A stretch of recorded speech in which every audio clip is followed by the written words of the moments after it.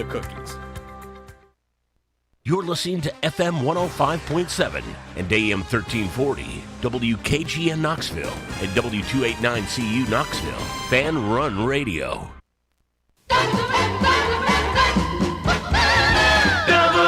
WKGN 1340, Go Vols! You're tuned in to East Tennessee's premier sports radio call-in show.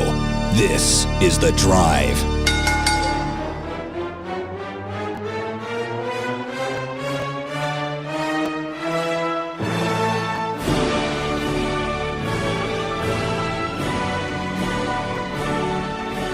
And hello, good afternoon, and welcome to another stellar edition of The Drive Fan Run Radio. Russell Smith punching the time clock on this Wednesday afternoon edition of the show.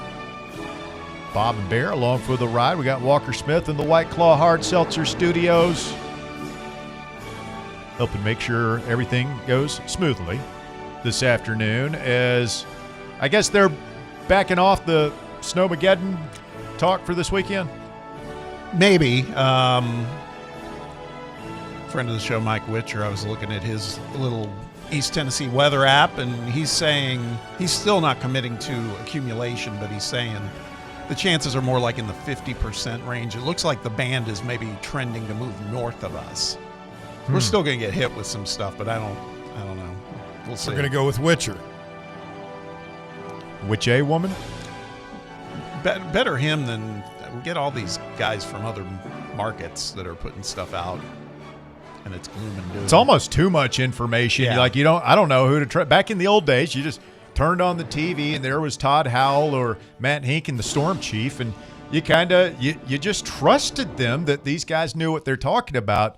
Now you've got these amateur meteorologists, and God bless them. I'm sure they know a lot more than I do, but they're out there putting their 2 cents in. You know, you've got the classic old legacy media meteorologists out there, the news, and of course we've all got the apps. I think like that's what I go to, is just the apps on my phone, and they all say different stuff.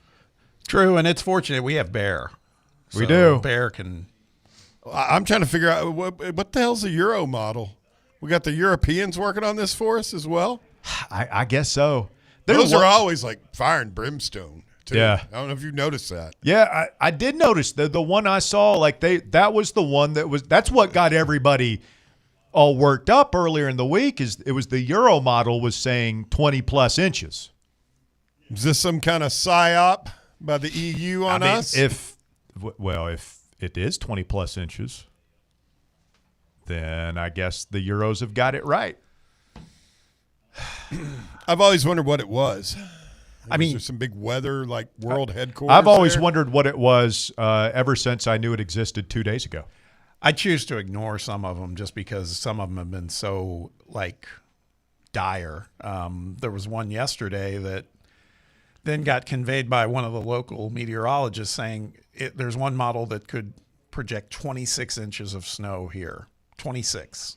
I mean, you'll never convince me that big grocery store isn't behind some of this. But by the way, Big grocery store. not Yeah. for nothing. More crap from Big Kroger. I was in the grocery store this morning, picking up some bottled water. Actually, nothing else.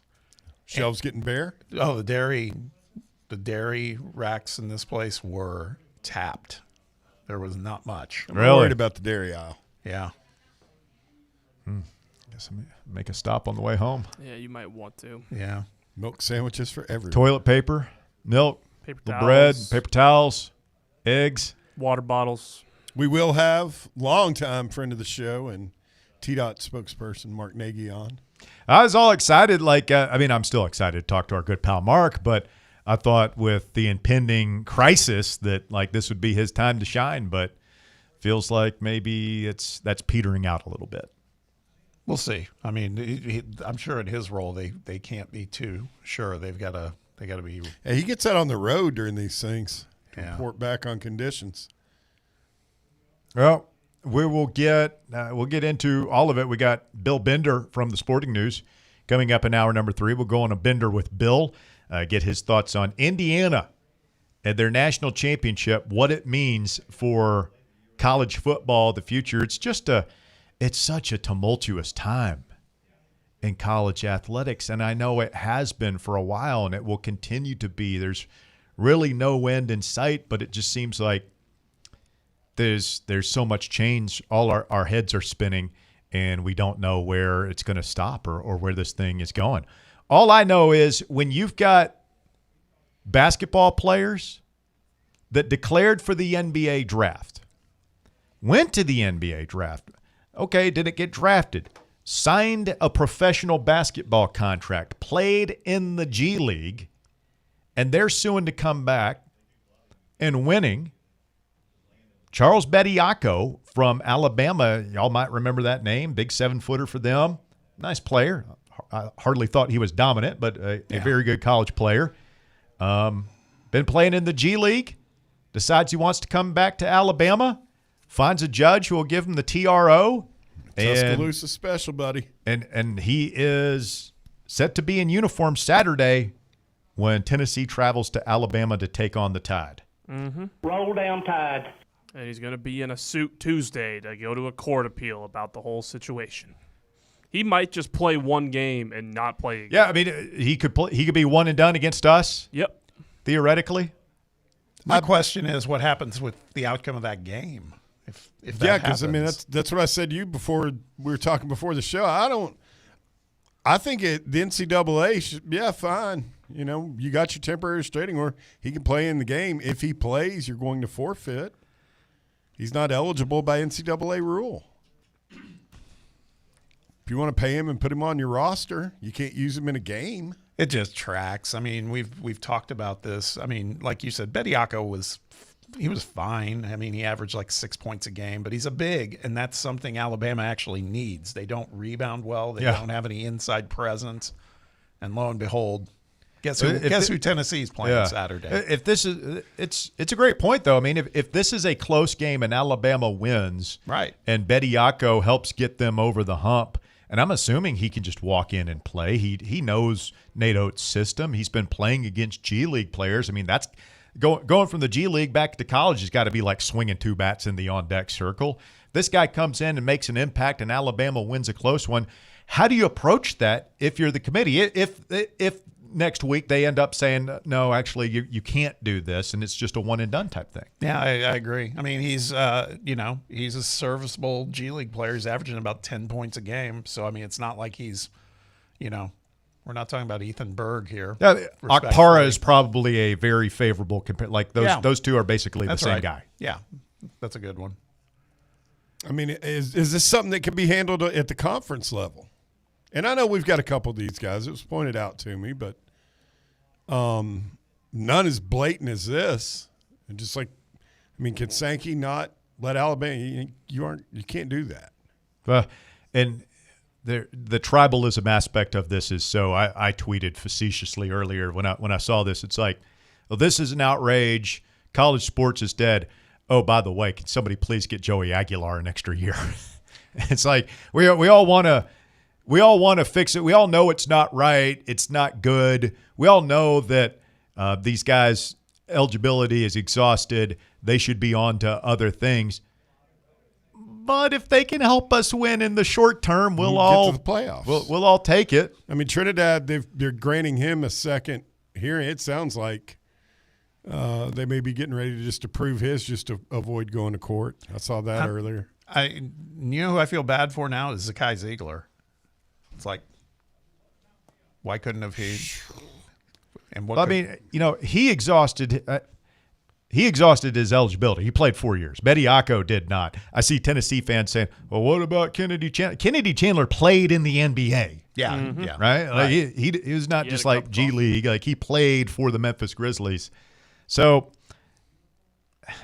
I mean, I'd still take him back. Where do you draw the line? I think that's what every college fan is asking right now. Where's the line? You draw the line in terms of eligibility? They're asking a bunch of other things too. The playoff thing, we can have that conversation. Salary caps, should there be a cap? The Just NIL unlimited Go transfer. board, like what's legitimate NIL and what's not. But good grief, man! Like this should be the easy stuff. You declared for the draft. I'm sorry. Well, to me, I'll tell you who's on the clock is the NCAA. It's like, what are you going to do about it, man? I mean, Is it a clock or is it a countdown? We're just waiting for that heart monitor to just flatline yeah, completely. I mean, just get in the middle of this somehow. I mean, they tried to do that a little bit with NIL and everything, way too late. But that's what's happening. I mean, the very thing that we were talking about yesterday, like, you know, why would these players want collective bargaining? I think if more of these activities happen, it's just going to speed the plow on that. It's got to. Yeah, but I mean, at the end of the day, it gets back to everybody kind of forgets. I can't remember who said it on the show within the past few years. Basically, that I mean, the NCAA are the member institution. I mean, it's the presidents. I mean, they're not just this faceless, entity. I mean, it's the schools that make it. But the presidents don't normally want to get into all that. Those guys are in sports is kind of like a necessary evil to them. They know that it brings in money and all that stuff, but most of those guys don't know what's going on, don't want to know what's going on. True, they technically on paper have more power than the ADs and the coaches and all that, but I think the ADs are more knowledgeable about what's going on and what probably needs to happen. I just wonder if, do the schools really want the NCAA to enforce the rules or not? I think if you asked all these schools, all the presidents, all the ADs, I think if you asked all the coaches and probably even all the players and their families, just give us the rules and we'll abide by them. But to Bob's point, what is the NCAA going to do about it? Nothing, because they can't do anything. It's not because they're like sitting asleep at the wheel and oh my God, like they're powerless, man. Because every time they do try to make a ruling, it gets overturned in court, and so there are no rules. And I feel like the schools and the coaches want rules, but they just want everybody to follow them. They want the repercussions to be known. They want it like it was in the old days, not in terms of the players can't get paid. We all know that toothpaste is out of the tube. But, 25 years ago, if you got caught breaking a rule, you knew that it probably wasn't going to go well for you. Like the coach is going to get fired. The player's going to be ruled ineligible. You're going to go on probation. And so there were punishments. Were people breaking the rules? Obviously, yes. We're not naive here. But there was punishments, and Alabama got punished. They got put on probation a couple of times. Tennessee got punished, put on probation. Auburn, Florida, all the big, like we all went through it at our different times. So you at least had that threat hanging over your head. It's like, hey, if we operate outside the lines, this could happen. I'll give you, John Calipari had Final Four vacated at UMass for, what probably seems quaint now.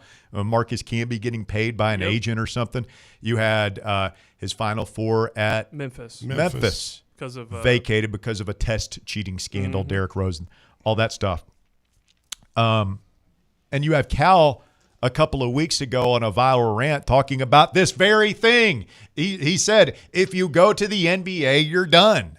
Yeah. Like that's the way it's always been, and that's the way it should be. And here we are when Calipari is the voice of reason against the NCAA in a basketball eligibility case. The system, something has gone drastically wrong. Definitely. I've got a quote here for you, and I want you to guess who said it. And this was a quote just a couple of weeks ago. And this ties in when this thing all started with James Nagy signing with Baylor. Quote, I think it's taking away opportunities from kids coming out of high school. I was a high school coach for 11 years. I wanted my kids to get opportunities when they left my program. This is taking away opportunities from those kids. That was Nate Oates. Was balls on this guy. Was that a Daily Show bit you just did right there? That was pretty good, wasn't it? Yeah. That was Nate That's Oates for real. crazy. Yeah, it was Nate Oates. That's awesome. He said that. Yeah. What- Now, I mean, the truth is, he can make the decision not to play this kid. That's still, he is eligible, right? But that's, If he's getting abused on the glass, Bach, Para, Carey, yeah. and our bigs, you think he's gonna No. Take a gonna big play. moral I mean, stand up, guy he'll was play his probably in ass. practice today and going through film and everything. He's going to play against us. Yeah. That's crazy, man. The NCAA in a statement today says, quote, "These attempts to sidestep NCAA rules and recruit individuals who have finished their time in college or signed NBA contracts are taking away opportunities from high school students. A judge ordering the NCAA let a former NBA player take the court Saturday against actual college student athletes is exactly why Congress must step in and empower college sports to enforce our eligibility rules." I mean, I got sour news for him. They need to quit talking about Congress. I mean, that ship sailed, brother. It's gone. They aren't going to do it. Quit talking about Congress. There's an opportunity for politicians on either side of the aisle to step in, and because I think it would be popular. I think they've tried. They just can't agree on it. No, I mean, it's like everything else. I mean, you got there was a Tuberville. Tuberville was involved with one. I know. I think there was a competing one, but no, man, they can't agree on anything. I keep going back to the thing that Danny White was on, whatever, College Sports Tomorrow. Y'all can Google it. Yeah. But it was a radical and drastic reimagining of college football as we know it, where the conferences were gone. And there's a proposal. There are several proposals out there, but Danny White's name was on one, and Jimmy Haslam's name was on it as well. Bunch of power brokers basically putting their names on this proposal to shift it around to where it's about 7 groups of 10 or 10 groups of 7 maybe, just new, more geographically aligned conferences or divisions, whatever you want to call them. And then, regular season of playoff and all that stuff. And I mean, at this point, it doesn't sound too bad to me. I'm a traditionalist, man. I love the SEC and everything. But it had 10 teams when I fell in love with it. It's got 16 now. The Big Ten, I don't even know how many teams are in the other leagues. You can't remember because it changes from year to year.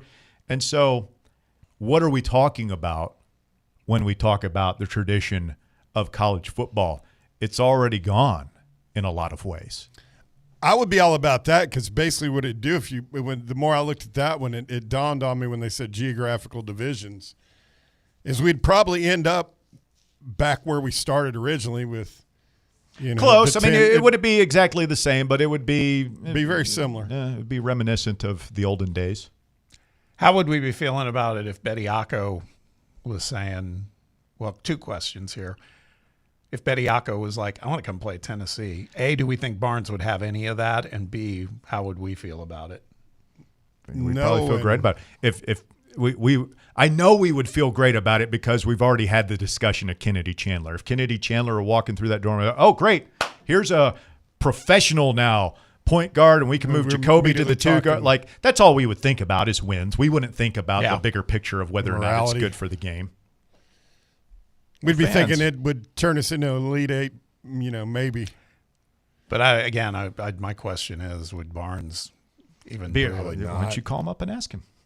Yeah, that's just what he'd love to hear from Why don't you just knock on the door tonight under the guise of you're asking for a cup of flour? Sure. The missus is baking muffins, and by the way, we'll bring you over one when they're done. But, by the way, thanks, Coach. I appreciate that. What's your take on this Bediako thing? That's crazy, huh? What if Kennedy Chandler? Yeah. Yeah. Oh, man. We would. It's just, it makes Wear it your worse. robe and slippers just to help sell it a little, make it seem like you're not, we didn't put you up to this. I'd do that anyway. Not stupid. It'll be interesting to see. I think we know the answer to it, but again, Oates this is a character opportunity for Oates. I don't think he's got it in character. He doesn't have any character, Bob. I know. Guy's a snake. I mean, he had I know he wasn't there for it, but, I mean, the whole murder thing. Yeah. Whatever happened there? I mean, his whole team was caught up in that. He's A little hyperbolic. Like two guys. Like 3 dudes. All right, quick timeout. It is The Drive on a Wednesday afternoon edition of the show. Open lines this hour. What do you think about this Bediako thing? We'll get to some Tennessee football talk as well when we continue this afternoon. Titans. Have we announced Robert Saleh yet? Is that official? I don't know. It's weird. I haven't seen a post, but all the reporters Surely saying some lawyers are dotting I's and crossing T's in a room. They're already talking about an OC search, but similar to the Harbaugh situation. It's going to happen. It's just contract's not final type of thing, maybe. Are we going to put the poll in the field real quick before we hit it? what poll? What What's the poll? Are college sports broken? I think that's going to be that's going to be like a 90-10 type of vote. We can roll it out there. Stay with us. More Fan Run Radio coming up. The Drive. Can't get enough Fan Run Radio? Download the free Fan Run app and take the best Tennessee sports conversations with you wherever you go.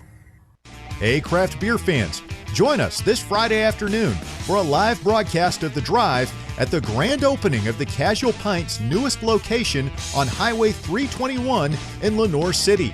We'll be broadcasting live from 3 to 6, celebrating East Tennessee's newest craft beer paradise, the Casual Pint, Lenoir City.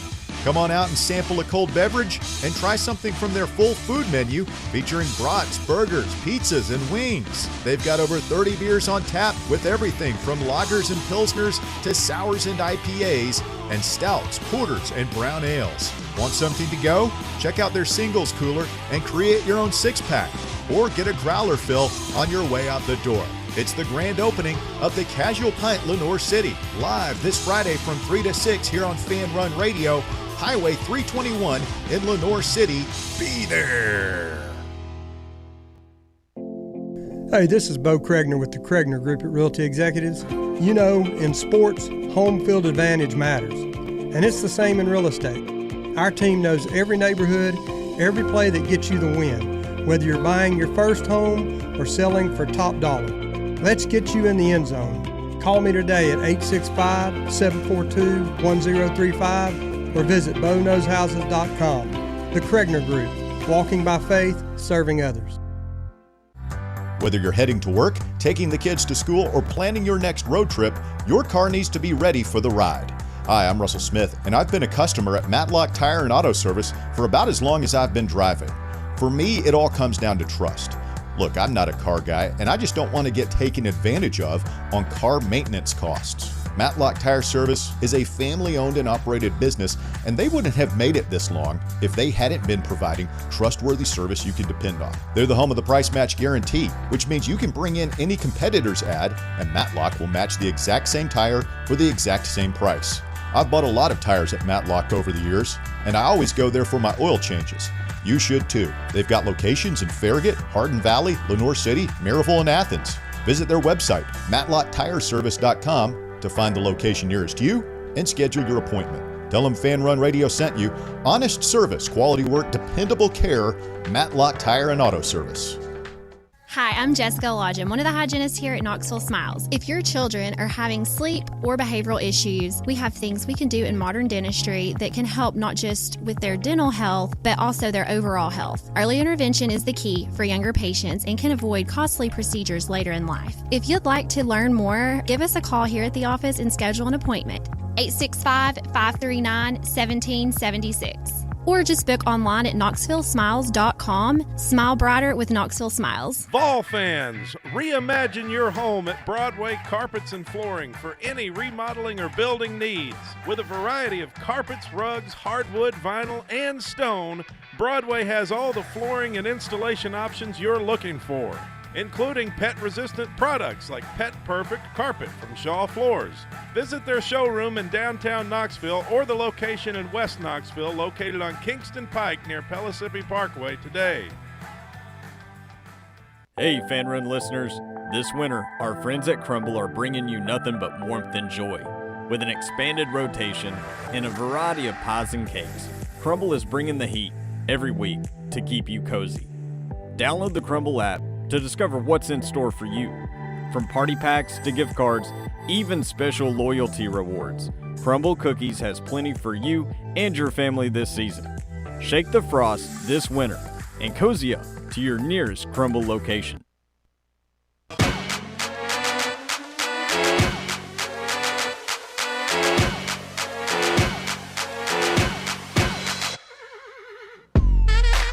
Fan Run Radio, the drive continues.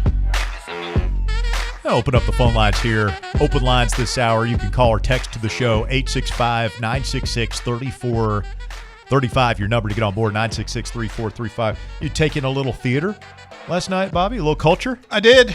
I wonder why you were scarce around the text box during basketball time. Yeah, I missed some ball last night. I got some of the ends of games, but no, my daughter and I went and checked out the nice MJ, the Michael Jackson stage performance, the Broadway at the Tennessee Theater thing. It was good.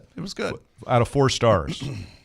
3.5? About 3.5. Good. I thought it was very good. It was a little long. That was my only issue with it. My wife and daughter are going tonight, I believe. All of those shows are just a little too long, just a little bit. Like 3 hours when 2 hours 15 minutes will do just fine. Yeah. Any highlight performances? I actually loved they did. It was kind of a chronology of. Somewhat of Michael's life, with the exception of the kind of unsavory stuff towards the end. But the whole whatever happened pedophilia, they just kind of glossed over that. Yeah. Yeah. They As well they should. That probably would not have been good. You're there with your daughter, and Well, I mean, one of the first scenes, there's he's getting into bed with Macaulay Culkin. You're like, whoa, where's this going? One of the opening scenes, there's Michael in his most recent state, and then a little kid, and he grabbed his hand. And as the story goes on, you come to realize that it's kind of a split time. That little kid was Michael as a kid.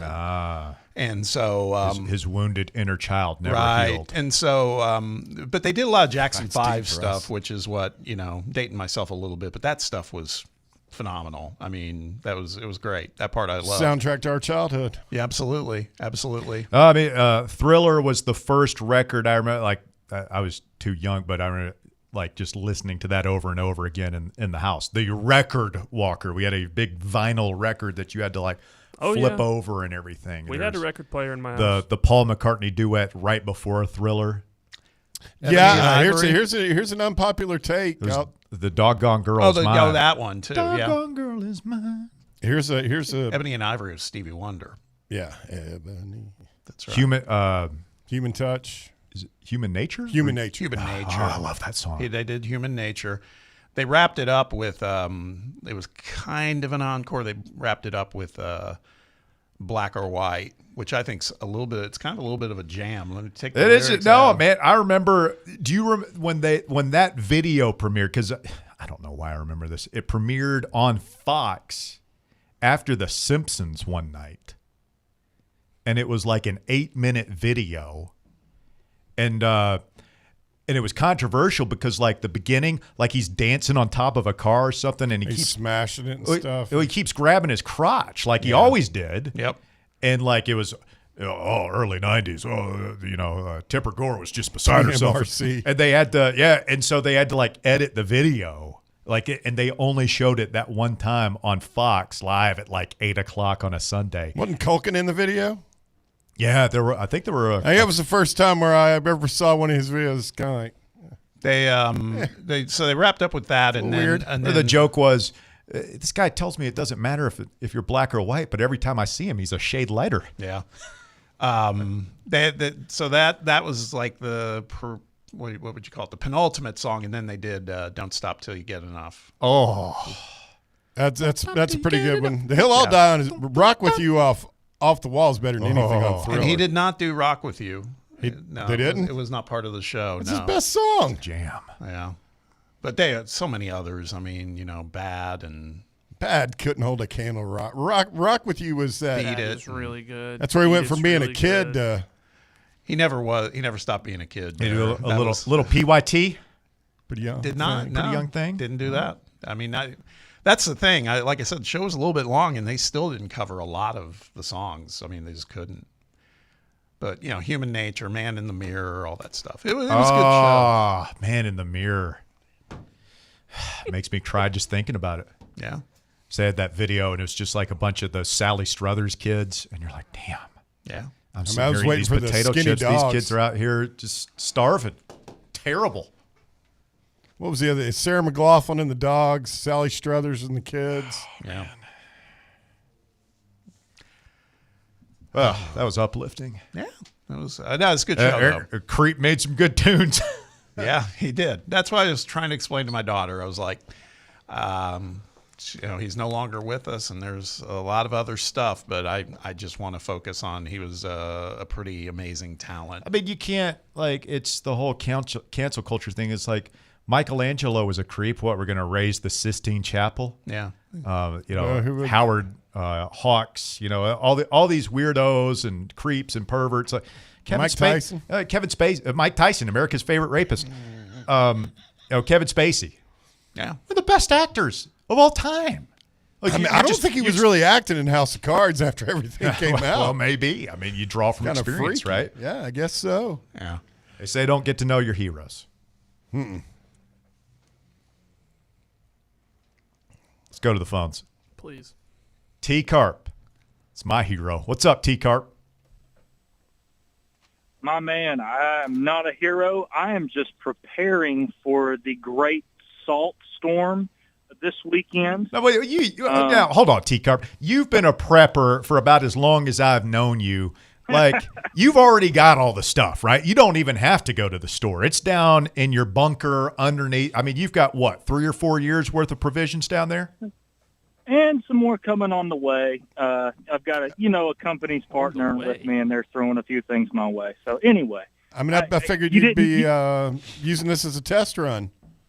Well, that's kind of what I'm going to be doing, to be honest with you. But you didn't catch what I said. I said the great salt storm this weekend.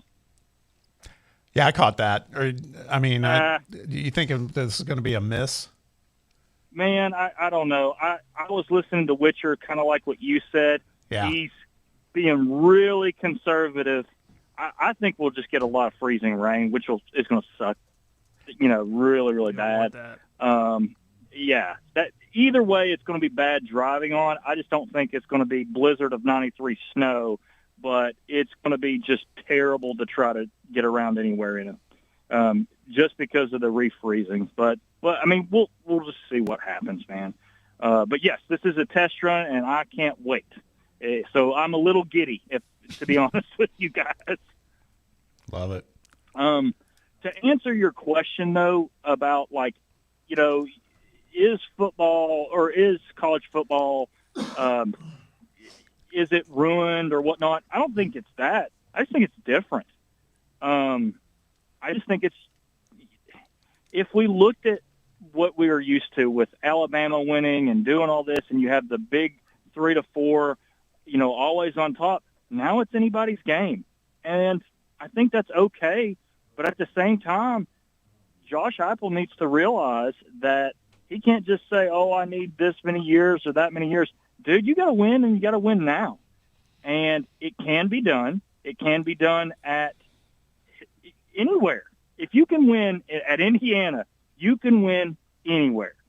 And I don't think people that are paying millions of dollars are going to handle the, this didn't work out, that didn't work out. No, we've got to get it fixed and got to get it fixed now, because it can be done anywhere. Does that make sense?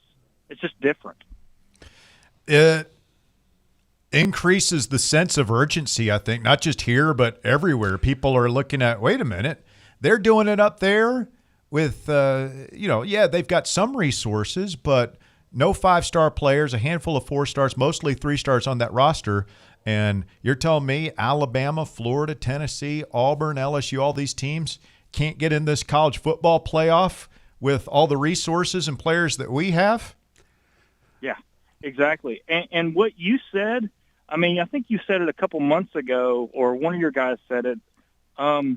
Recruiting high school is kind of like a luxury. It's not really your meat and potatoes. Your meat and potatoes is going to be the portal. That is what it is. I'm concerned about this quarterback thing. We'll see what happens. I'm great. I'm thankful we've got all these defensive players. Thankful we got DJ Burks. He should have been here all along, but that's neither here nor there. But I think that I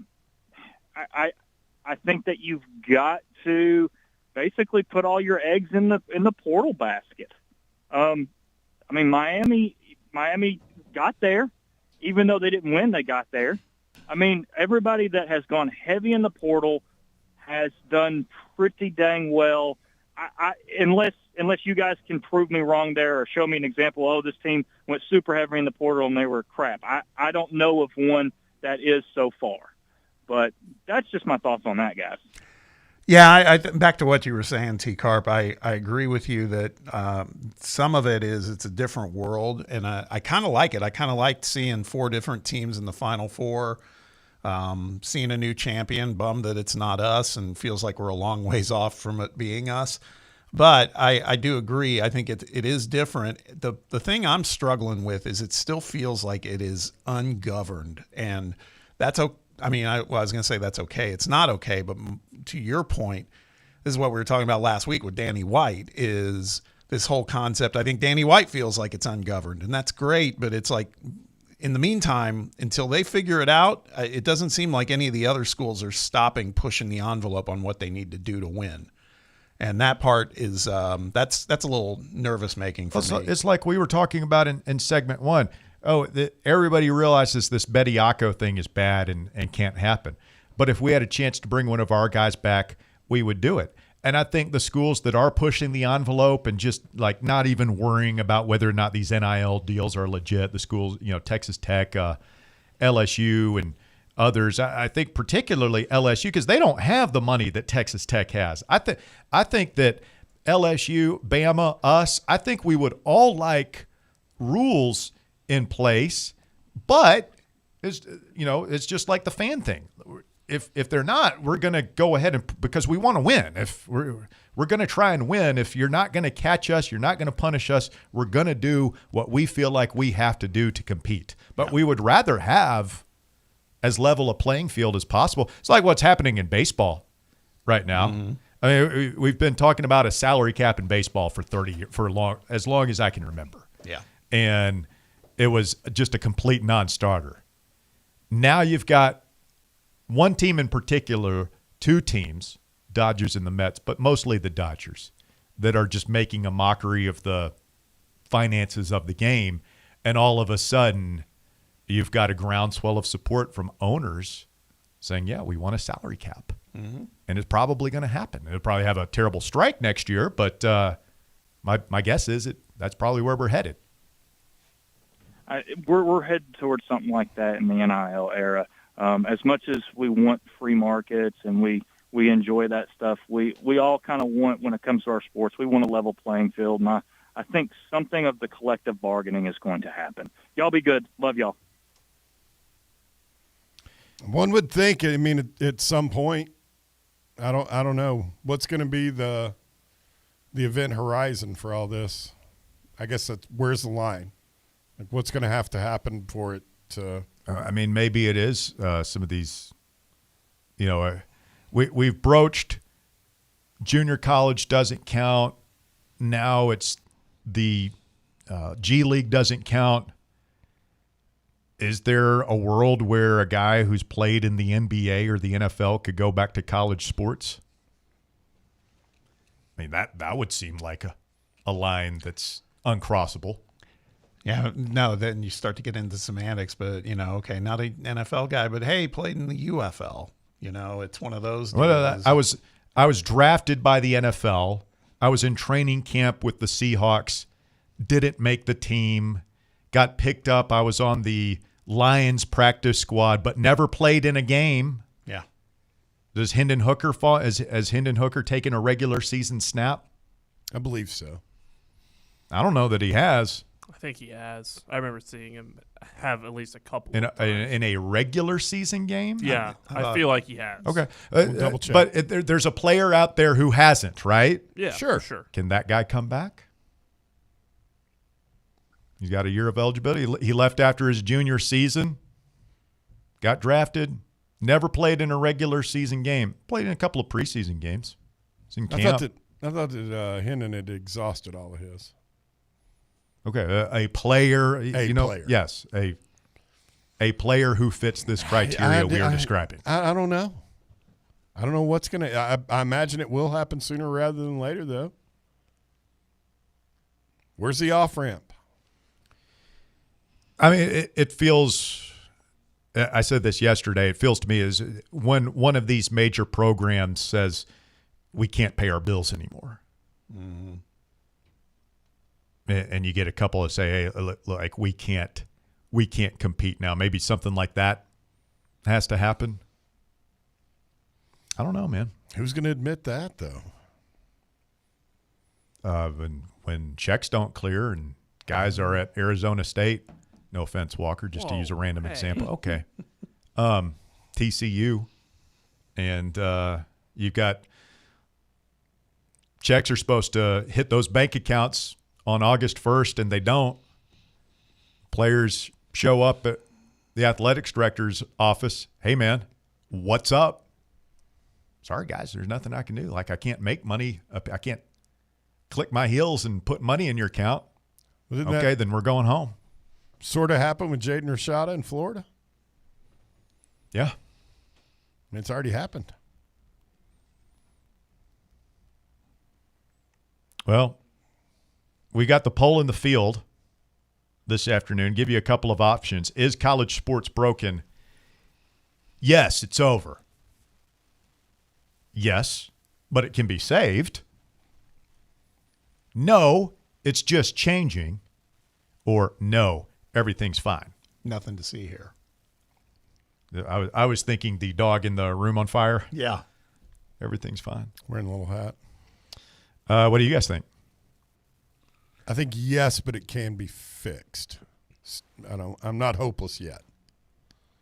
Yes, but it must be fixed.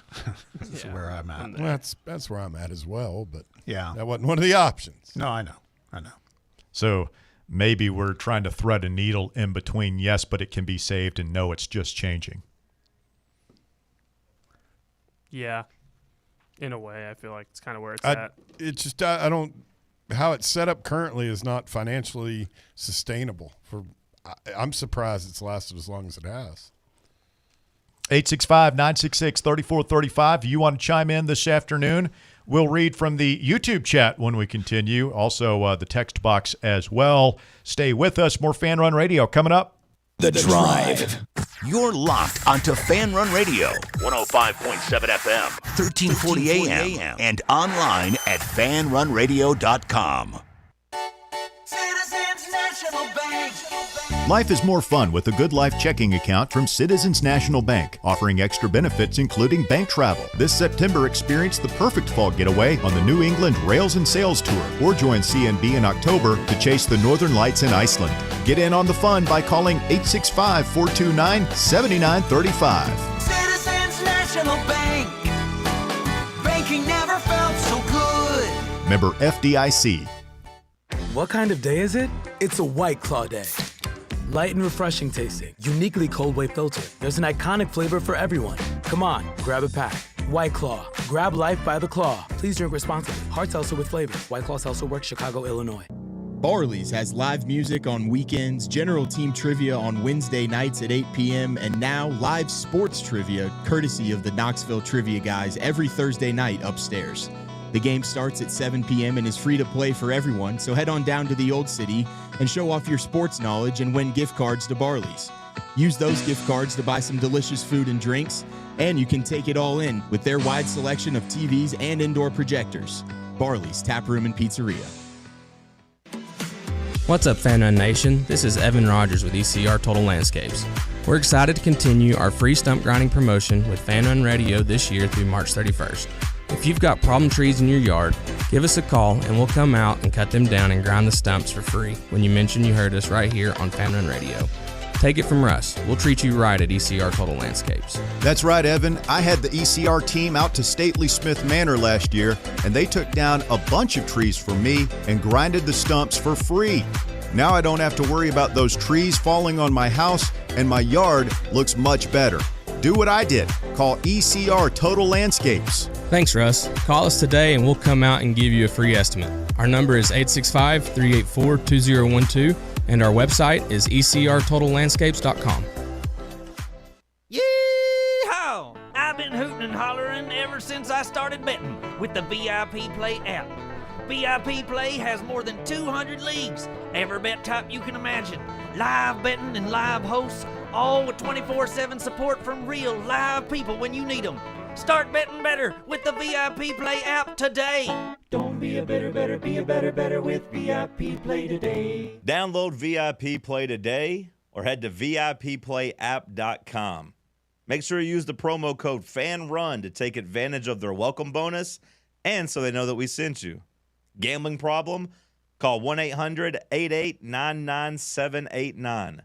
Must be 21 or older and located in Tennessee to bet. Men all around Knoxville are celebrating the difference Men's Pro has made in their life. I'm Evan Bass, founder of the clinic. If you're struggling with ED, we want you to be able to celebrate as well. As men, we hate going to the doctor, but Men's Pro was designed to take care of men like you better. These things can get worse if untreated, but you're not alone. The medical support team at Men's Pro has your back. Today's the day to feel alive again. ED, performance issues, enhancement. We've effectively helped men jumpstart their performance comprehensively and with proven medication dialed in just for you. With same-day booking, you can meet our passionate team, and under guidance from our medical provider, you could leave with a plan that changes your life. The number one thing we hear guys say is, I forgot how I used to feel. Guys, it's time to feel amazing and crush this new year. Call my team right now and let us treat you to an unforgettable experience. Dial 865-544-8220 or go to menspronknoxville.com.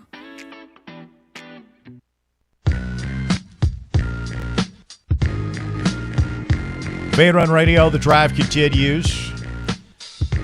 Getting set for a big live show to finish up the week, heading into what should be an eventful weekend. We'll be at the grand opening of the Casual Pint, Lenoir City.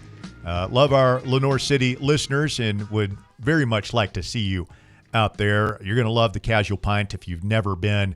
Classy joint. They've got over 30 beers on tap. A full selection of food, great burgers. We love the pretzels and beer cheese. You're going to love the flatbreads, all that stuff. You can get something to go. They do growlers. Or you can just stop in and say hello to your favorite afternoon radio show, The Drive with Russell and Bob and Bear. We'll be there Friday from 3 to 6. The grand opening, it's on the new, it's on the main drag there, 321, right through Lenoir City, kind of across from Gold's Gym.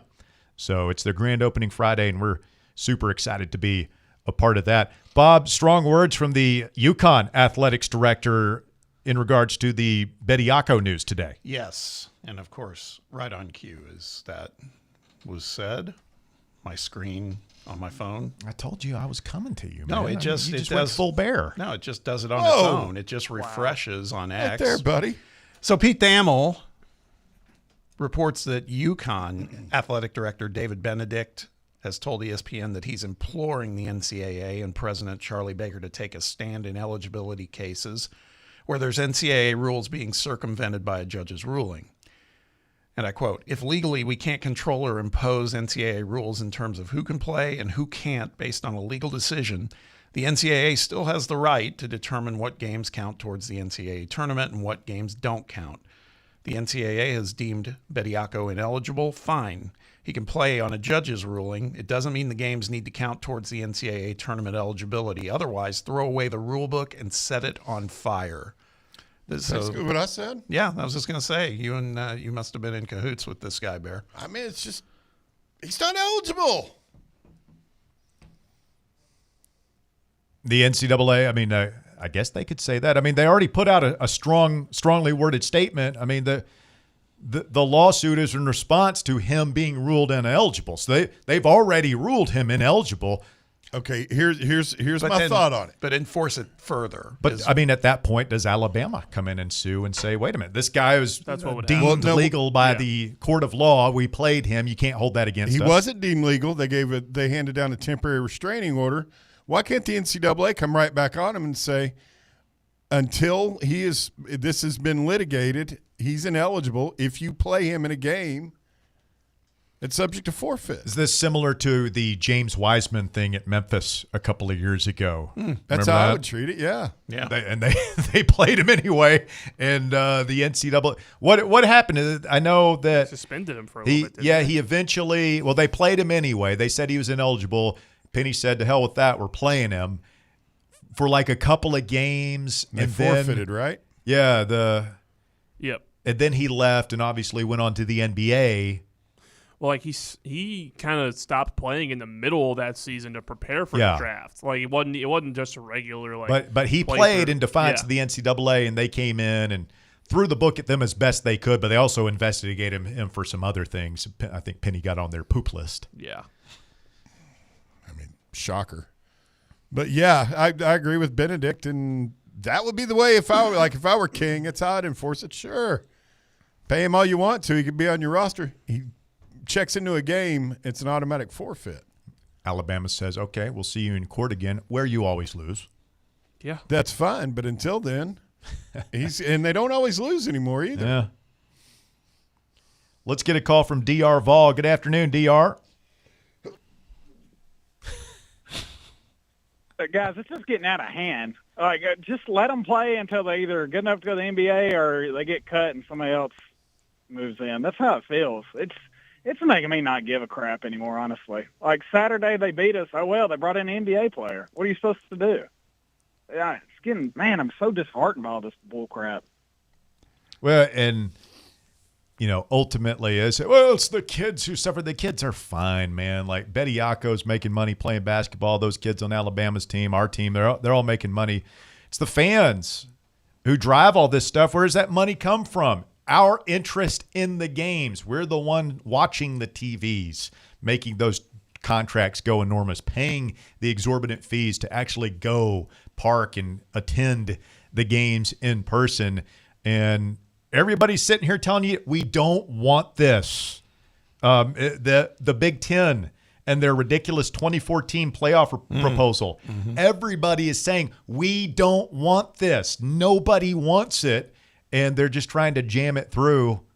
But hey, don't listen to the fans, right? Yeah, we're nobodies. For go ahead and bite that hand that feeds you. Yeah, that's what they're doing. I mean, when and why did all this start? Like, why wasn't this a thing 20 years ago? Was it just NIL? The one thing I remember, what are you asking? Like when the momentum started building for this? Well, I mean, like 10 years ago, you didn't have players wanting to leave the G League, come back to college. Is it because of NIL? Well, yeah, because they figured out that they can get paid. And G League didn't exist until 10 years ago. Yeah. But what rule was changed to where they could do that? I guess is what I'm getting at. None. Yeah, it's just now because there's money involved. These guys are much more motivated to test the limits, the boundaries, and that's what's happening. I mean, it didn't work for Zakai Ziegler, but that's why it happened. That's why he fought for an extra year of eligibility, because he knew he could make a lot more money than just maybe having a wing and a prayer in the NBA. Is it true that they just got before a Tuscaloosa judge for real? I don't know. It's just all these eligibility cases are confusing. Like, it didn't work out for Ziegler. It did work out for Pavia, but not for Aguilar. Hasn't worked out for Chambliss. It might, though. And it might work out for Aguilar. Like, and everybody's just, all our heads are spinning trying to keep up with all this stuff. And that's how it's always been with these it's people, like though. They're not doing it on purpose, but we're all being gaslit here too. Like, we don't know what's actually happening and what eligibility really is anymore. Yeah, one other thing I would say real quick is also when the transfer portal thing, the parameters got relaxed, I was excited about that. I was like, oh, that's awesome. I hate it now. I hate it because you've got players now that are playing for 3 and 4 different schools. It's just open tampering and it's the Wild West. You get these high school recruits. You may get one. He may be here either 1 year or 12 years. You just don't know at this point. Guys, you're talking about the weather. West Tennessee's a little bit different story. They're calling for crippling and devastating weather. So I'm as somebody that went through the Jeremy Pruitt era, I'm kind of looking forward to it. Nice. That was good. That's good. Well, guys, that's about all I got. If I have power end of the week, I'll keep listening. If not, good knowing you. See ya. Thank you, DR. We appreciate the phone call. 865-966-3435. Hang in there, West Tennessee. I know we got a lot of listeners in the mid-state and Memphis, and is, in DR's case, in between. So get that bread and milk, some eggs. Get a shovel. Get yourself a shovel, a little snow blower. Mm-hmm. How's that? Didn't you say you were buying some kind of fancy snow blower? Yeah, we haven't got received. it? No, I think we're getting it tomorrow. It was Just in time. Ordered on Amazon. Any of you guys got a generator? No, I don't have a generator. My parents do out at their house. That was they got Generac. Yeah, well, I don't know what they have, but that was something like after the blizzard of '93. We had one of those old gas powered ones for a while. Folks said never again. Well, just to keep the fridge. Imagine nothing that thing's else. full. Had 3 boys. All right, stay with us. It's Fan Run Radio, hour number 2 coming up.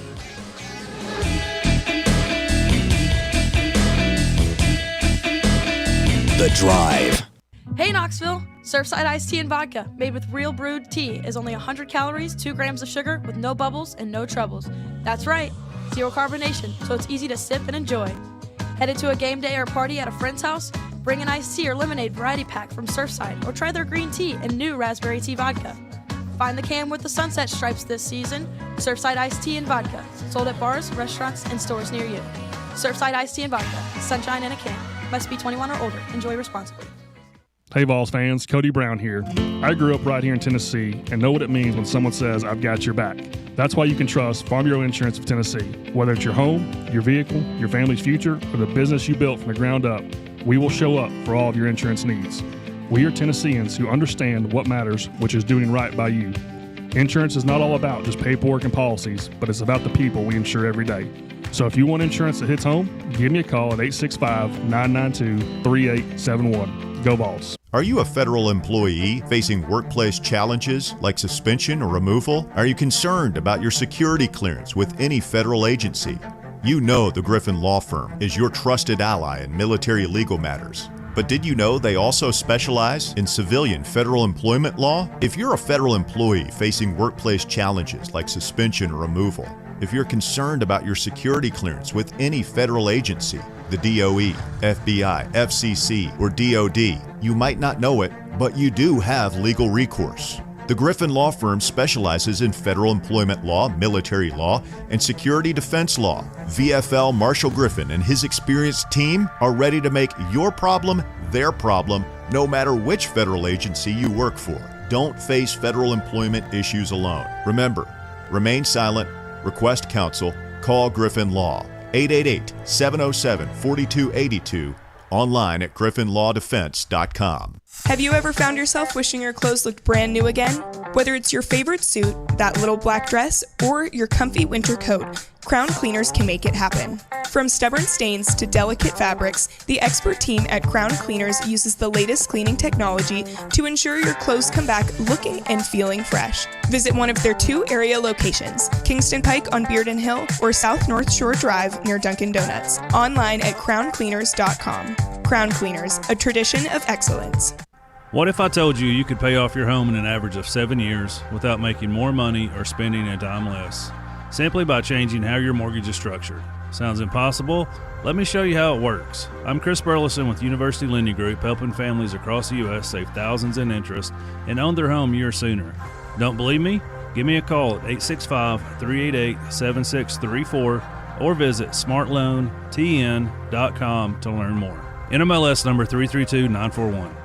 You're listening to FM 105.7 and AM 1340, WKGN Knoxville, and W289CU Knoxville, Fan Run Radio.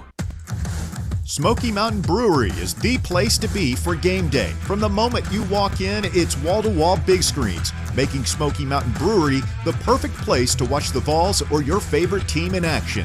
With locations in Turkey Creek, Maryville, Pigeon Forge, and Gatlinburg, you're never far away from a great time at Smoky Mountain Brewery.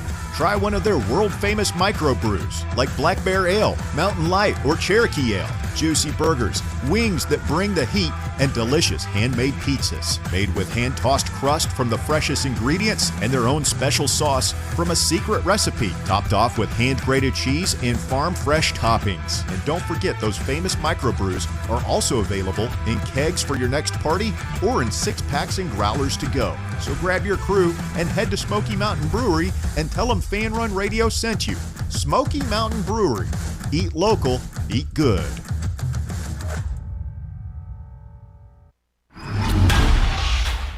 It's time for the Drive's Top 4 at 4.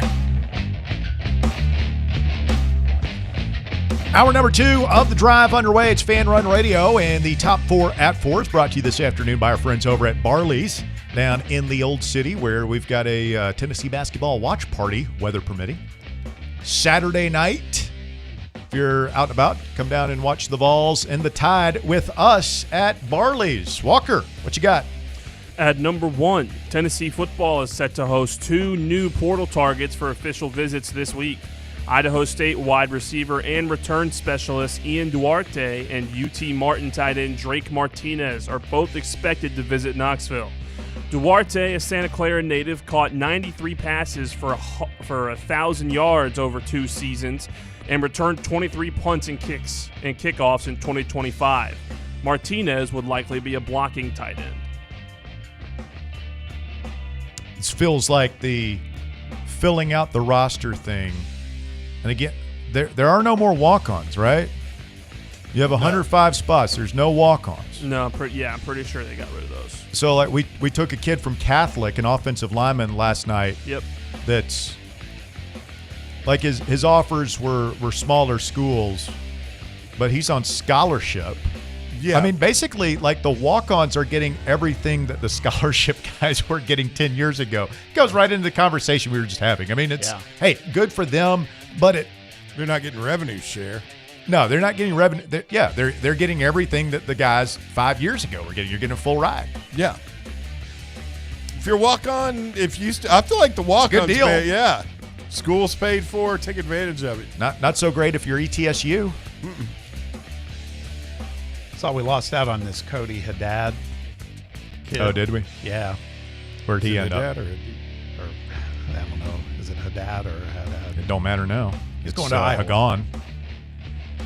He had 4 years of eligibility too. Going to Iowa. Play for that exciting program. Offensive powerhouse, Iowa football. And these kids will move around all the time too. That's true. Yeah. You'll come in and be.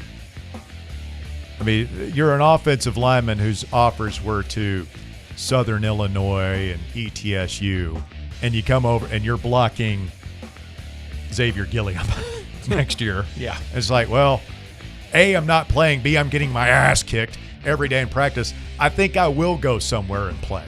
Yeah, but there's also, maybe not as common as that, there's also that kid who started up Southern Illinois, wherever you mentioned ETSU, and then comes in. I mean, don't forget, Byron Young was working at a Dollar General store, and now he's got a shot at making a Yeah, I mean, Super it's Bowl. fine, but it gets, like Bob was saying, the transients. Again, I think college fans are saying, man, I can't follow my team anymore. I can't follow sports. It's not a program. It's just a pickup team from one year to the next. We got to see Carl Pickens and Chuck Webb redshirted here. We got to see Peyton Manning play for 4 years. We got to see T. Martin was the starter here for 2 years. We see all these players for 2, 3, sometimes 4 years. And I think like we're going to be seeing a lot of 1 year, one and done guys. I think you're right. Is this how it felt to be a Kentucky basketball fan? I guess, except they were Cal winning all area? the time. Yeah, for the first half of his tenure. Mm-hmm. At number 2, Ole Miss junior edge Princewell Umen-Mielen appears to have already found his new home. The number 3 overall prospect is reuniting with Lane Kiffin and LSU after signing with the Tigers programs. The Rebel challenged his entry last week and are not currently expected to proceed with his paperwork, though. The development comes after the standout pass rusher recently signed a new contract with Ole Miss. So this could end up in court. Could. Yeah, because he had a signed contract. He's in that same camp with Damon Williams. Same situation. The kid from Duke. Darian Minso. Yeah, it's similar type of situation. I was getting ready to conflate him and Robert Salah's names. Kid from Duke. I got a text from the Sheik Monday night when the Robert Saleh news was breaking. He said to, what did he say? How did he put it? Be patient with Bear and Robert learning to pronounce the new Titans coach's name. It's going to take time. So I'm being patient. Huh? We'll see. At number 3, the Chargers are expected to hire former Dolphins coach Mike McDaniel as the team's new offensive coordinator. McDaniel had interviewed for multiple head coaching and offensive coordinator positions since the Dolphins fired him earlier this month. Yeah, I was telling Bob during the break, that felt like a long shot anyway. Even if you did talk about the Titans hiring Mike McDaniel's OC, even if you did get him, how long is he going to stay? He feels destined to be a head coach next year, maybe. Soon. Yeah, so I'm not that disappointed in it. But I am interested to see what happens. Brian Dable, it sounds like it's his job if he doesn't get the Bills job. Which, if you're the Bills, going from Sean McDermott to Brian Dable seems like such a step down. Did you see or watch any of the clips from the Bills GM/owner press conference earlier today? I heard about the Keon Coleman stuff. Yeah. Apparently, the owner was just saying a lot of things he probably should have kept to himself today. He just kind of gave the media what they wanted and just said, yeah, look, this sucks. We're going to find someone to fix it. It was just time to move on. But he basically, with the GM sitting right next to him, he said, GM didn't want to draft Cam Coleman, but the coaches wanted to, and so he was overruled. Basically, making his GM look powerless sitting right there next to him, and telling one of their high picks that, your boss didn't want you. Yeah, if I'm a Bills fan, I just don't. Almost any hire, at least based on who's out there right now, doesn't feel like it's an upgrade for them. No, it's going to be a big downgrade. Yeah. Well, that's the same with a couple of these teams, like the Steelers and the Ravens. They're not going to get better coaches than John Harbaugh and Mike Tomlin. Steelers didn't fire Tomlin. Same, you know what I mean? It was mutual parting of ways. I don't think he would have stayed there even if he wanted to. It's just that these teams, the message gets stale. Happened with Brad Stevens in the NBA. He had moved to the front office with a really good team, because if you're with a really good team and you do really well for a long time, but you don't reach the mountaintop, at a certain point, you got to change it up, because if nothing changes, you're doing the same thing over and over again and getting the same result. Hell, Rick Barnes happened that way at Texas. Yeah. Some people might be saying our football program is heading in that direction. Mm-hmm. Not me. I'm just saying some people might say that. Mm-hmm. No one here would say and maybe that. Eventually they would be right. I don't know if they're right after 5 years, but would they be right after 6 years? 7? 8, 9, 10? Mm-hmm. And at number 4, the center field roster for the Baseball Hall of Fame grew deeper last night with the announcement that Carlos Beltran and Andruw Jones were selected for induction into Cooperstown. Beltran and Jones joined Jeff Kent, who was elected in December in the contemporary era committee voting for the class of 2026. One of my all-time favorites. Andruw Jones? Andruw Jones, yeah. I was surprised I thought that was kind of surprising. I thought he was already in. No, it had taken him a little bit to get in. Why? Because most of his production came in a pretty small window of his career. Hitting numbers maybe not, power numbers not huge. I mean, he was just great all-around player and one of the great all-time defensive center fields. Yeah, center he's fielders one ever of the played. best. Just a human eraser back there, and a cannon, just an absolute howitzer for an arm. No, he is one of the best. Proverbial five-tool player. Yeah. Did Beltran surprise you at all? I was a little surprised, only because he's a great player, but he was hurt a lot, is what I recall. I think with Beltran, he's one of those guys, and I always get him conflated with Adrian Beltre, who is a great third baseman, right, who's also in the Hall of Fame. But he's one of those guys, he was a bit of a compiler. Yeah. But a great, sneaky great player. It's kind of like Andre Jones. Like, people didn't. We recognized him because we're in Braves country and Braves fans watched him play all the time, and it's, TBS, the late days of the Superstation and all that. But does Beltran go in as a Met? Like, how does he go in? Where all did he play? It's either a Met or Houston. Royals. Started with the Royals, Yep. then Houston, then the Mets. And how do they decide that? I've always wondered that. What? It's up to the player, isn't it? I think it's up to the player, yeah.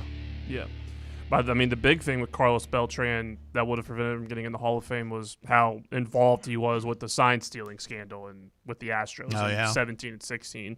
Yeah. It's kind of like the big thing that people are talking about with him is like, well, if you're letting this guy in who clearly cheated with sign-stealing and we're drawing this line over here. And he was one of the ring, if not the ringleader, like the guy who started the whole trash can thing. Pretty it's much. a great recall, Walker, and it does kind of put the mental asterisk in your head of like, well, he didn't just start doing that in 2017, which was his last year, by the way. Like, how long was he doing that? Where else was he doing that? Like, how pervasive was that kind of thing in Major League Baseball? The video went, I don't know if you guys happen to see it. When I saw it, it went across social media the other night of the first pitcher that figured out in a game. Yeah. Was it the White Sox? The guy? Yeah, I think so. Yeah. And you could tell he was pissed and got his catcher to come out there and just change the signs. Sure. So, I mean, it's another debate of what line the Riders of America are going to draw. Like, if you cheat this way, you can get in, but if you cheat this way, you can't get in. It's a weird line that the Baseball Hall of Fame Riders will never, ever figure out. Sort of totally off subject, back to one earlier. While we were doing the top 4 another lawsuit against the NCAA has dropped from, I think it's Tristan Smith at Clemson. Sick. The reason I bring it up is he directly referenced Pavia and the disparity between cases like his. He's Aguilar. I don't think they name dropped him, but there was some kind of reference to how uneven it's been. Joey and Diego Pavia are the same exact thing, and so is the same thing. It's that JUCO thing. Yeah. Yes. If you granted it for this guy. But this is something they've always done, though. You know how they always used to how unevenly the rules were enforced? We used to joke about it. Mm-hmm. I feel like after the Pavia thing happened, judges in the NCAA realized that they think they might have made a mistake with that ruling, and they're trying to fix it, but they just can't. Like, they can't put that toothpaste and it's just back in. Different judges, right? Different courts interpret the law differently. Yep. And this is one of the, not to get back into the whole collective bargaining discussion from yesterday, but whenever you hear people who are well-versed on that topic, the thing that they say is so difficult for college sports is you have different laws regarding collective bargaining in different states. How would you get that all under one umbrella? I mean, how do you do it in professional sports? I don't know, but people who do know will tell you that that's going to be a significant hurdle to get over. They're going to have to get everybody in that. That's why carry it all the way back to the Danny White thing. I think it's probably going to have to be something like that, where from the outset, that's part of the negotiation. You will abide by this. There's no going to court. You're agreeing. We're going to follow this set of rules. Well, that's what. There was a meeting this past weekend where the head, is it the CSC? Is that what they're calling the new board? That, and the guy that they have put in charge of that, because there's a document going around that they're trying to get all the schools to sign. Big Ten, SEC, everybody. Yeah. It says, we will abide by this agreement regarding the NIL stuff. You know, all NIL contracts have to go through this board that determines whether they're legit or not. Nobody and they've already said most of what we're getting probably isn't legit. And and the guy was up there campaigning basically this week and saying, hey, you need to sign this thing. Like if we're going to save college sports, you need to do that. Well, that's their view of what would save college sports. And it would give us a base of rules like we've been talking about here. But my read on that situation was all the schools are looking around skeptically like, well, I'm signing it if he's not signing it. Exactly. And by the way, we're already paying our players all this money. Our coaches are out recruiting as we speak, offering big money to all these prospects. And if we sign this, then we're going to have to come back and say, well, we can't deliver on what we've promised. Yeah, nobody would. They were going to pass very few of these. But if everybody signs, I mean, it's a leap of faith. If everybody signs it, yeah, we have to go back to our recruits and maybe even players that are already on campus and have an uncomfortable conversation with them about how we can't deliver on what we've agreed to. But if everybody does that, then the players will just have to swap. They're still getting paid. They're still getting revenue share. They're still getting six figures, all of them, where they were getting nothing 10 years ago. Yeah, but it's the top, that small percentage at the top that are going to garner the big time offers because they're that good. Yeah, but my point is, if everybody agrees to it, they're afraid that, well, if I agree to it and then my star receiver, Tristan Keys, gets pissed off, he's just going to go to Alabama. Well, if Alabama's agreed to it too, if everybody's agreed to it, we've all got Tristan Keys who are pissed off. Yeah, they'll just have to deal with it. Nobody's signing that thing now. No. There was a funny comment. Well, then then this is where we are. Yeah. Yeah. I know. It's a tough place to be. Real quick, Walker, the poll, Slick Mo is chastising me for not giving the poll results. It's been like, what, 40 minutes? Yeah, 50 minutes. Give it time. He's been popping off a lot lately. Walker said, give it time, Slick Mo. I was about to read the results. Walker said, I've got whatever. I can wait. Yeah. We can wait. Walker, finish your thought. We can wait. Put that in your pipe and smoke it, Slick Mo. Yeah, we can wait. We got to get a full set of data. You can't you have to have at least, well, we got data. 127 votes. It's still 1% of precincts. We can reporting. boost those numbers. We can boost. I want to know, Russ, what's it saying? Bob, you want to know? Do you want to hear that, or do you want to hear a good theory? I'd rather hear the poll results. Oh my God! All right, fine. Let's put it up to a vote. Joshy boy just asked, where is the poll? Where is the poll at? It's on Twitter. Yeah, it's on. It's under Russell's account. At Russell_Smith. There you go. Are college sports broken? 129 votes cast. 54.3%, largest amount of respondents say yes, but it can be saved. Second highest amount, 34.1%, say yes, it's over. Third highest amount, 10.1%, say no, it's just changing. And then 1.6% say no, everything's fine. So 89% say it is broken.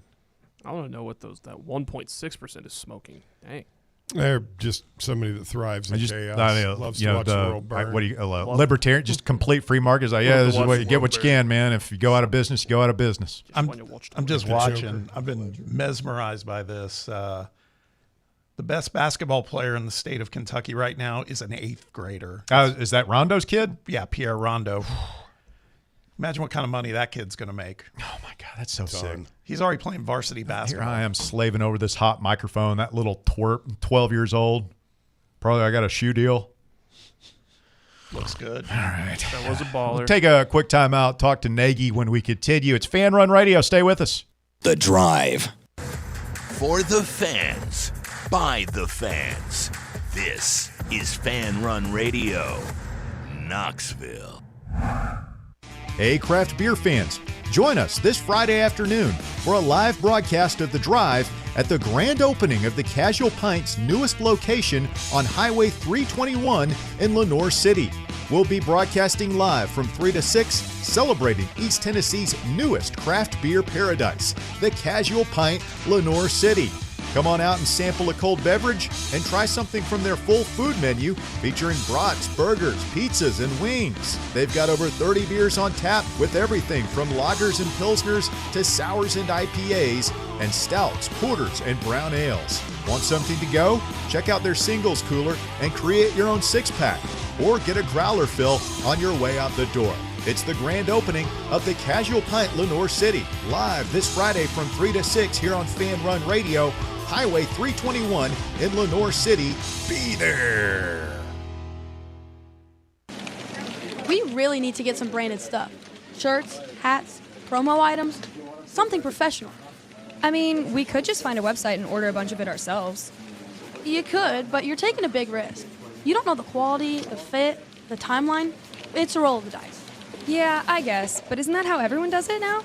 Not the ones who actually care about how their brand looks. Look, if we're putting our name on it, it needs to be done right. We need SM Athletics. SM Athletics? Yeah, they specialize in working with businesses like ours. Apparel, hats, promo gear, but real, customized stuff. They actually care if it turns out right. Probably a lot better than getting stuck with 100 t-shirts with crooked logos. Exactly. Plus, they'll walk you through everything. Sizing, colors, material, so it matches the image we're trying to build. Makes sense. What's the name again? SM Athletics. Trust me, if you want to look like a real company, not a flea market stand, this is the move. If you're serious about your brand, work with people who are serious about getting it right. SM Athletics. Bankruptcy, divorce, personal injury. These are just some of the curveballs life can throw at you. Fortunately, East Tennessee has someone to help you work through these problems and recover. The law offices of Jerry R. Givens. If you're in need of legal advice, call today to set up a free, no-obligation consultation. 865-801-9250. As always, the phone call is free, the advice is free, so what do you have to lose? Call 865-801-9250 or go online to jrglawtn.com. That's jrglawtn.com. The law offices of Jerry R. Givens. Legal expertise you can rely on. Blackford Veterinary Surgery Referral specializes in surgeries not regularly performed by your pet's general veterinarian. They're currently accepting referrals from vets all across the country. With their newly renovated state-of-the-art surgery center and highly trained staff, clients can rely on professional and thorough care.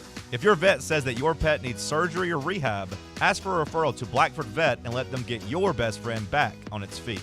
Located conveniently in West Knoxville. For more information, visit blackfordvetsurgery.com.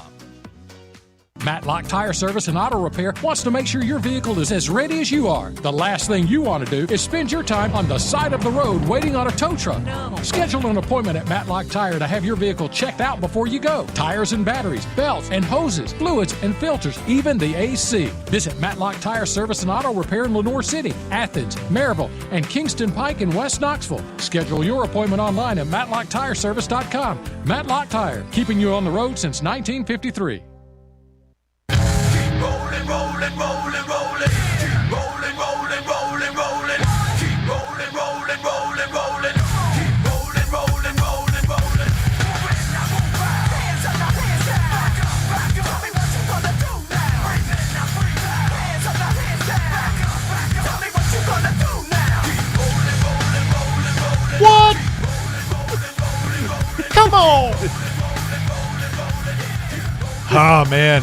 This image of you dancing and Bob just staring at his man. phone is hilarious. Walker, you don't know this nothing bumper. about this.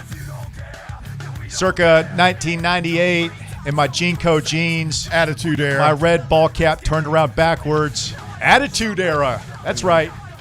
This is early Undertaker. What you know about that Limp Bizkit, Walker? Is this early Undertaker music? Is that right? This is American Limp Badass. B-I-Z-K-I-T. Yeah, that ultra-talented Fred Durst. Man, did Hater get alert. 250,000 people Hater to, alert. To riot. that was terrible music. But I mean, it was the kind of music as we bring in Mark Nagy to the show. Mark, like when that music was out, I just looked down my nose and I was like, oh my God, who's listening to that crap? And here we are 30 years later. Limp Bizkit comes on the Sirius XM. I am cranking that with my kid seat in the back. Russell, anyone of our age trying to explain that era, it's really much impossible. We didn't know how good we had it back then. I mean, with talented musicians like Fred Durst leading the way. Voice of a generation. There was about a 12-month period where he was one of the biggest musical acts on the planet. What a sad. And he was always like beefing with Britney Spears for some reason. Right. I never understood why exactly was he so angry. Like, it had to be completely fabricated. You couldn't actually be that angry about everything when you're making millions of dollars. It seemed like he had a lot going on for him. But he was always wanting something to break and smashing somebody's face and whatever was going on there. Very angry. You see, I look back at it now as a, somewhat credible adult, and I think that just sounds like, like he should be thrown in prison for such dangerous. things. Yeah. Dangerous man. Think about the kids. Somebody, man. You're a role model. Oh, man. We are so old. Mark Nagy is the Regional Communications Officer for TDOT, former Channel 6 TV personality here in Knoxville, award-winning author. Mark, it gets you on, man. Like, at the beginning of the week, I'm hearing, 2 feet of snow. This is going to be 93 all over again. Now they're saying, maybe just a little rain, a little ice. What is the current forecast for East Tennessee as we are heading on the other side of Hump Day now? And make it precise, Mark. Yes, we're going to hold you to this. You see, I'm looking at it. It's 4:26 p.m. Eastern time right now. I could tell you about a weather forecast, and by 4:36 Eastern time, it'll be completely different.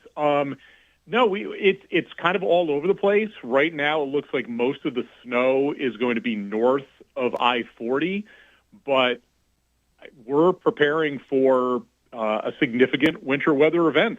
We're going to have our trucks on interstates and state routes throughout the day tomorrow, pre-treating our roadways, and then depending on what forecast you look at, we could end up getting some significant winter weather starting as early as the early morning hours on Saturday, and it could be a 48 to 72-hour event.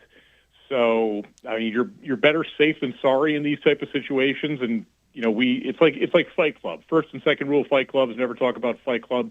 First and second rule of a winter weather event is stay home, stay off the roads. It's the safest place that you can be, and it opens up the roadways so that our crews can do their jobs efficiently and, most importantly, to do their jobs safely. Mark does take on a very paternal vibe in these situations, I've always found. Just stay home, kids. Nothing good happens outside in the ice. Yeah, I was born for this kind of thing, Russ. I really was. I like that a lot better than, get out there and freewheel it and see what happens. See what happens. That's what happened. That's what my son, my high school age son, he's grown up now and he survived to tell it, but he'd go out in this stuff thinking this would be cool. Let's see how much I can spin out. The first night of the blizzard, we had a Jeep at the time. We immediately went out, got in my Jeep, and just drove around in the middle of the blizzard. I don't know. None of these things are recommended. Mark's like, no, don't do this. Yeah. Right after Mark said all that stuff, we were like, didn't you guys just hear the 3-minute version of what I was saying before? And immediately you're contradicting it. So, well, no, I'm not. No, you're right, Mark. You're one of the smartest guys I know. I'm just saying I'm an idiot. Well, yes. Driving in snow's fun. Yeah, so I'm with you, Mark. I was telling these guys I was at the grocery store this morning, and I was literally buying something I needed, not bracing for winter doom, but I was just getting some bottled water, and next thing I know, I see the dairy aisle, and as you could imagine, on brand for East Tennessee, it was nearly empty. The shelves were empty. That's not a surprise. The bread and milk thing, it sounds cliche, but it's for a reason, because everybody goes out there and makes sure that you got enough bread and milk in case you're shut in the house for a few days. Yeah, man, it is. You got to have those milk sandwiches. They go down good on a cold winter day. Mark Nagy with us this afternoon. So good thing. It sounds like our remote Friday at the grand opening of the Casual Pint Lenoir City will not be affected.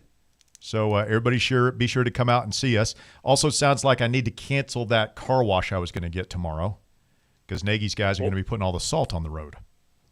I mean, you can still do it. It just wouldn't make any sense. It'd be a waste of time. Can you, like, I'm just, the people are worried about a power outage. That's in my friend group text and everything. Everybody is just terrified that there's going to be ice on the power lines and we're not going to have ice or we're not going to have power for 3 or 4 days. These people, can you imagine no Facebook for an entire day or two? I mean, what would happen to society? Rioting.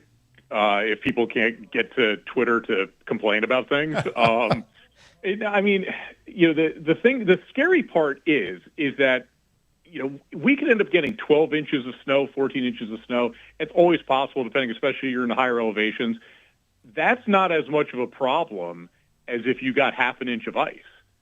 That's the time when it can get extremely dangerous because, snow you can see, ice you can't always see, especially at night. So, and then the other part of that is that when the temperatures stay as low as it looks like they're going to for at least a couple of days, that limits the effectiveness of what our crews and our supplies are able to do. So, hopefully Mother Nature will do us a favor and we get a good amount of sunshine after this winter weather comes. But if there's ice on the roads, it could be like it was a couple of years ago, where you've got to wait for that thaw before the roads clear up, especially in those back roads and in the neighborhoods. Well, let's look at the bright side.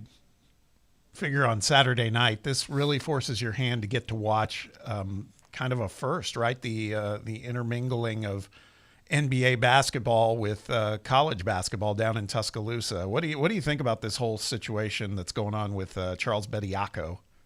I'm waiting for Tennessee to say that Bernard King, Allen Houston, Admiral Schofield, and Kevin Nash are coming back to play for the Tennessee Volunteers. I mean, look, the NCAA has been a impotent organization for a long time. So this is really just the next step. They basically thrown their hands up and said, well, we give up.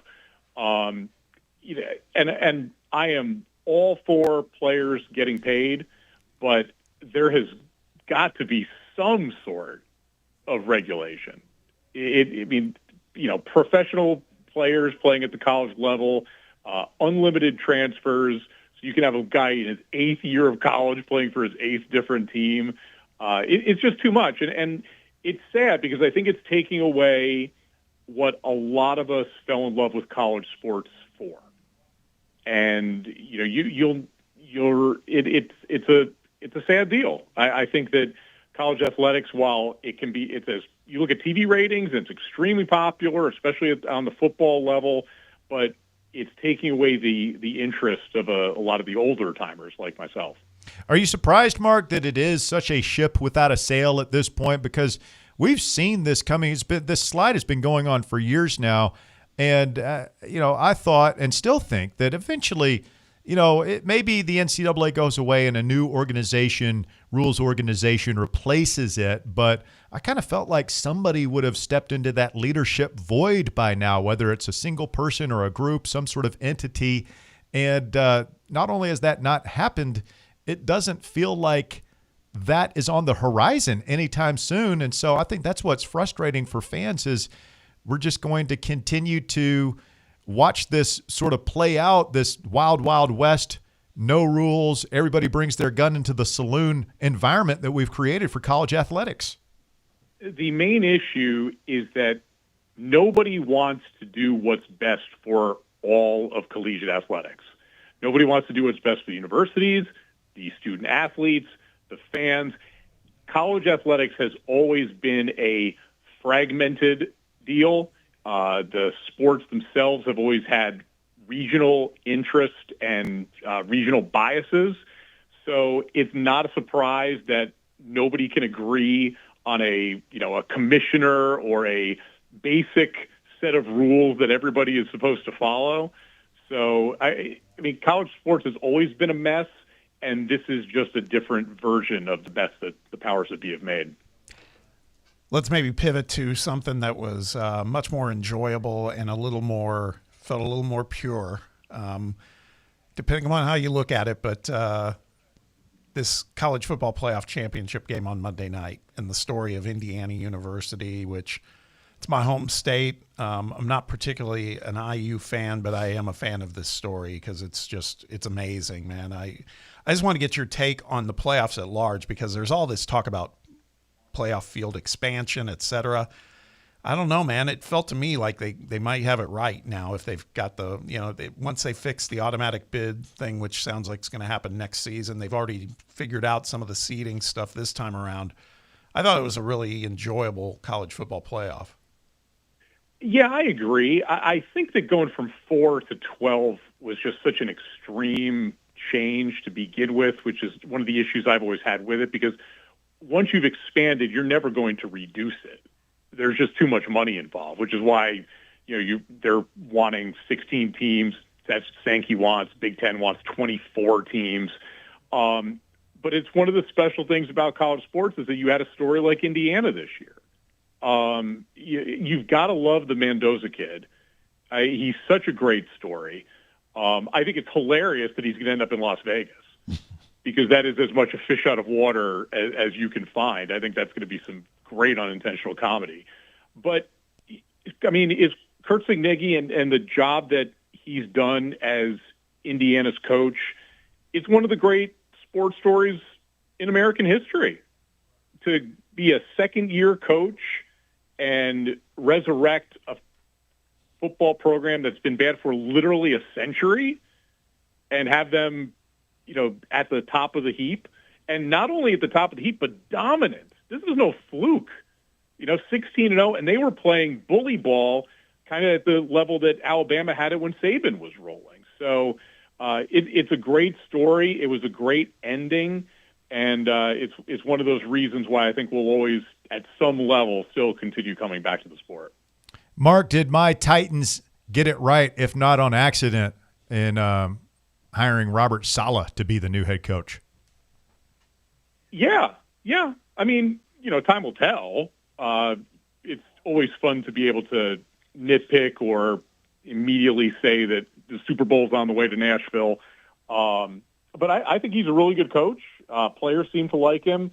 I think that, no question, that the Titans have made an upgrade over Callahan here. So, I think the Titans made a really good hire. Sometimes you're better lucky than good. But I'm very curious to see what ends up happening in Buffalo, because the firing of McDermott was, everybody's kind of ripped on it because he had so much success. But to me, it shows you the Pegula family, they're going for it. They realize that Josh Allen isn't getting any younger. He's got his prime right here. They will always make the playoffs as long as he is healthy and he's their quarterback. But you don't get as many chances. I mean, think about it this way. Did anybody think that Dan Marino wouldn't be back to a Super Bowl when he was that one time, second or third year in the NFL? We all thought that he'd be there a bunch, and he never got back. And Josh Allen hasn't gotten to one yet. So I think it shows you the urgency in Buffalo, and it'll be interesting to see what they do. But, yeah, I think the Titans did well.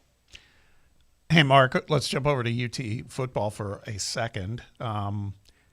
How are you feeling about the quarterback situation at this point? It's taken us a while here, but I think we've kind of reconciled it, and I think even Bear, I don't know, Bear may not be there yet, but we're kind of okay with the concept of let's just, hopefully we can get Joey back, but if we have to roll with George McIntyre, so be it. Let's just hope this new strength and conditioning coach can bulk him up a little. He needs to put something on his frame there. Just from the pictures that we saw them working out in South Florida. No, I mean, there's this push now that everybody's got to have a 24-year-old, seventh-year quarterback. I'm not saying that's Tennessee. I'm saying that's literally everywhere. Sure. And it's like the days of if that's the case, then the days of one team developing a guy and then him playing 2-3 years into his run at a school are over. I mean, what Ty Simpson was in his 5th year before he finally got to play at Alabama. So I'd like to see what McIntyre can do. I'd like to see what the Brandon kid can do. The issue here, though, is if this is a hot seat season for Josh Heupel, as some people think that it is, it's kind of tough to go into one of those with a redshirt freshman and a true freshman. So I want to see what they can do. I do. I mean, these guys are 4- and 5-star recruits for a reason, right? I mean, let's see what they can do. I agree with you. Until we have the first third down incompletion, at that point, it's man. How did over there with me? How did Heupel not see this coming? Of course, no. The first 3 and out of the season, it's fire everyone. That's just the business now. I'm really curious to see what this season has in line for Tennessee football, because it'll be Josh Heupel's 6th year, and with the Cignetti success now, everybody thinks, well, why can't we do that? Why are we stuck waiting all this time? I mean, what that's done is it's sped the clock up on coaches all over the country. And the other part for Tennessee, that schedule is much tougher in 2026 than it was in 2025. So, I don't think that 6-6, 7-5 is out of the realm of possibility at all. Is this guy on the hot seat, Mark, going into next year? Or is just do we have to redefine what the hot seat is? Is everybody just always on the hot seat now? I think everybody's always on the hot seat now. I think that things would have to completely 2017 Butch Jones level collapse for Heupel not to be the head coach at Tennessee in 2027. But that said, you can't have 2 mediocre seasons in a row if you're looking at 26 and 27 for Josh Heupel. So he's not on the hot seat in a traditional sense, but I think that the sterno is at least getting ready if things don't go very well this fall. And these schedules are just so hard now. Like the end of, I think your last 3 games are at A&M, LSU at home, and then at Vandy. Like they're brutal. Yeah, if you lose a couple of those, then people are going to be clamoring for change. Yeah, hey, this is what they all wanted, right? You wanted to have these massive conferences where the difference between one team's schedule and another team's schedule is massive. I mean, Texas A&M's schedule was not difficult at all. The one really, really good team that they played in the regular season was Texas, and they weren't even great, but they beat them. And, Georgia, Alabama, Ole Miss, their schedules were all considerably tougher, and we saw what happened in the playoffs to Texas A&M. So, for SEC haters, all it's going to do is now in the future, you're just going to have a litany of 3- and 4-loss teams that are going to try to convince the committee that they deserve to be in because we've all beaten each other up and we're all pretty good. What was it? Greg Sankey wanted 7 SEC teams in the playoffs. 8. He said 8, Mark. Yeah. 8 teams in a 12-team play. This is why they all want to expand. It's because everybody realized how ridiculous it was to have 8 teams in, and now you look at their performance, and it was ridiculous for the SEC to have 5 teams in. So, I think that these conferences are just so bloated now that the difference between one team's schedule and another team's schedule can be night and day. And that's why you're just going to continue to have this coaching turnover like we've seen in recent years. All right, Mark Nagy with us from T-Dot. Mark, last thing, we'll let you out of here. Just sort of reset if anybody's just chiming in. The latest on the weather does look like we're going to have something, whether it's snow, whether it's ice, freezing rain, whatever. Looks like it's going to start Saturday morning, and from there on, we just have to see how it goes. Yeah, Russell, I think you summed it up pretty well. All I can tell folks is that our crews will be on the roads as long as necessary, so please, if you do have to be on the roadways, give them that extra room. But again, if you do not have to be driving, if it is not crucial for you to be on the roadways, stay at home. Sounds good. Mark, we appreciate it, my man. Have as good a weekend as a guy in your position can. Guys, it's great talking to you. Have a good day. Thank you, Mark. We'll be sitting at home in our sweatpants and sweaters watching TV. Mark will be like manning the phones and doing whatever the community relations officer at TDOT does on the weekends like these. Forces my Mrs. B to she's gonna make some chili this nice weekend, which, yeah, it's like one of my faves. Oh yeah, we'll be well fed over at Stately Smith Manor. Oh, we were gonna make chili at my house, but my dad just went to the store and they're out of ground beef already. Oh, so if you want to make chili, you got to get your groceries soon. Go slaughter a cow or something. Go somewhere. All right, we got to take a quick time out. It is The Drive. Back to wrap up hour number 2 right after this. The Drive. Catch up with all things Fan Run by subscribing to our podcast feed. Like, rate, and download the show from the Fan Run app or wherever you get your podcasts. Citizens National Bank.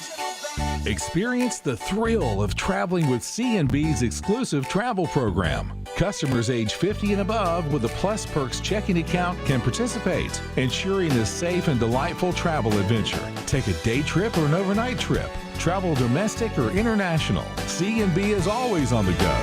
Citizens National Bank. Banking never felt so good. Member FDIC.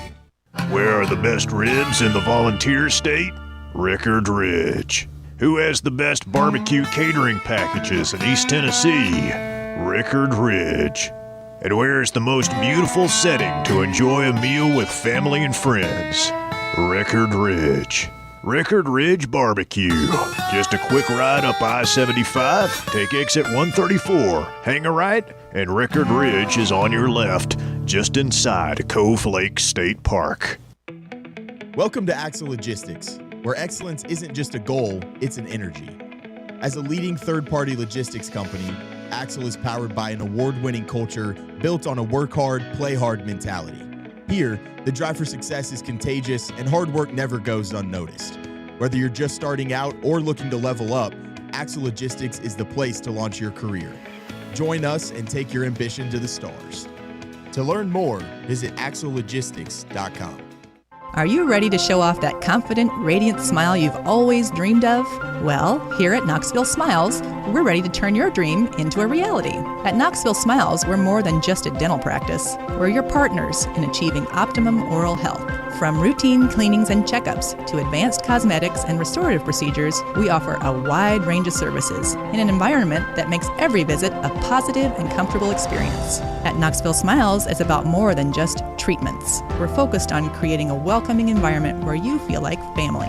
Our state-of-the-art facilities are designed with your comfort in mind, and our friendly staff is always ready to address your questions and concerns. Don't wait any longer to achieve a beautiful smile you deserve. Schedule your appointment at Knoxville Smiles today and take that first step towards a healthier, happier you. Call us at 865-539-1776 to book your appointment today, or just visit our website at knoxvillesmiles.com. North Knox Siding and Windows is a complete exterior home improvement company that can help you with all your home exterior needs. If your home needs new siding, windows, doors, gutters, handrails, a deck, or a new roof, then give my friends at North Knox Siding and Windows a call at 865-689-0505. You can also visit their showroom at 5618 North Broadway. Locally owned and operated and proudly serving all of Knoxville and the surrounding areas, North Knox Siding and Windows. Online at northknoxsidingandwindows.com. What's up, Fan Run Nation? This is Evan Rogers with ECR Total Landscapes. I'm happy to announce that our free stump grinding promotion for Fan Run Radio listeners is now extended to March 31st, 2026. If you've got trees in your yard that need to come down before they fall on your home, don't risk it. Call ECR Total Landscapes and mention you heard our ad on Fan Run Radio, and we'll get rid of that problem tree for you and grind those stumps for free. Call us at 865-384-2012 or check us out online at ecrtotallandscapes.com. We got a lot of nice girls, huh?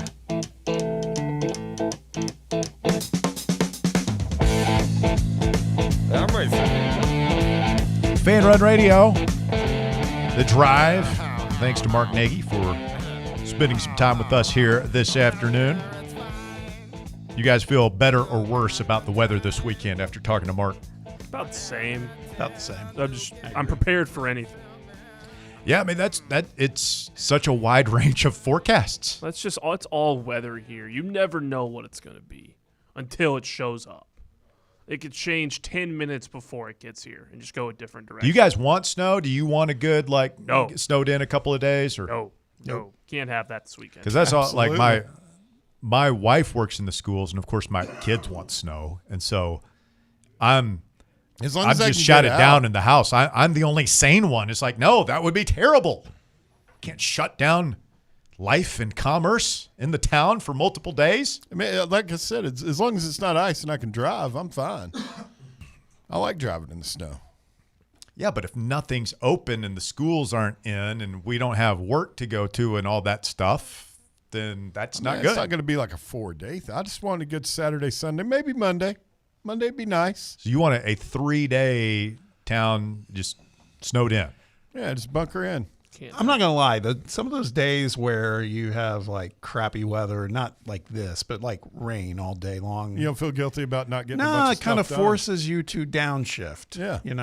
And that's okay sometimes. And that's what this would do for sure. So I agree with stack Bear. of books I hadn't read yet. I'm okay with it till that last one 2 years That you ago. haven't read or haven't colored in.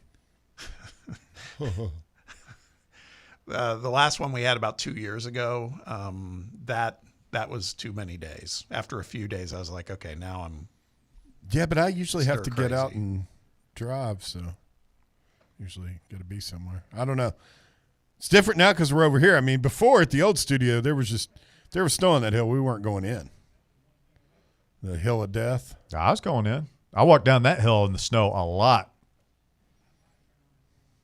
Show must go on. So they say. 2025 MLB draft signing bonus totals by school. Huh. So they add up last year's Major League Baseball draft, all the money in signing bonuses per school. Tennessee number 1 with almost twice as much money in signing bonuses as the second place school, LSU. $24.73 million in signing bonuses garnered by volunteers last year, 14.49 from LSU. Got to keep that going. Come to Tennessee, you'll make money. Arkansas was 3rd, Florida State 4th, Wake Forest 5th, Oregon State, Oklahoma, Cal State Bakersfield, and Texas A&M rounding out the top 10 there. But that is just a remarkable number. It's so high. It's twice as much as number 2, and just shows where Tony Vitello had this program when he left. I mean, he had the national championship. He had the most guys getting drafted. He was recruiting at the highest level, had the most guys going into the draft, getting drafted highly, signing big contracts. He truly was on top of the sport. Again, Josh Elander, take the baton and keep it going. That's the question. I think he can. Just got to give the guy a little bit of grace, though, still. Let him feel it out here at the beginning of the season. Yeah, and I agree with you. Like, he's entitled to that. But as I've said from the beginning, as soon as Tony left and Elander got the job, I feel like this first year is beyond critical. Like, if he's going to keep it going, he has to keep it going right away. Mm-hmm. Because it can – in the era of the portal where anybody can just leave. Yeah. If you don't have a really good year one, I think that some of your good players are going to leave, recruiting is going to drop off, and the perception is going to be, well, Vitello left, and they're not able to maintain. So it's the in a fair universe, you get a year to learn on the job and all that stuff, but I don't know it's fair. I'm not saying that he's get fired after 1 year or anything like that. I'm just saying if we want to keep the dominance going, then he has to keep the dominance going in year one. I was just going to say from the standpoint of expectations, because we've seen it on the live chat, for example, throughout the week, as a matter of fact, and maybe even some last week, between what's going on with the football team and what's currently going on with the basketball team. And there's been a lot of people going, man, we need to start talking about baseball. We are, we got a baseball program. That's my only fear for Josh is, again, based on the expectations of A, who he follows, okay, and B, kind of the state of Vol Nation right now because, again, between angst with Danny White and what he's been doing and, football season's over, but that kind of left a sour taste in everyone's mouth. Basketball right now seems to have people have a sour taste in their mouth about basketball too. I just hope people understand, again, that's when I say a little bit of grace for this guy because he's coming in at a kind of a tough spot in terms of where Tennessee athletics are at the moment. Not long-term, but at the moment.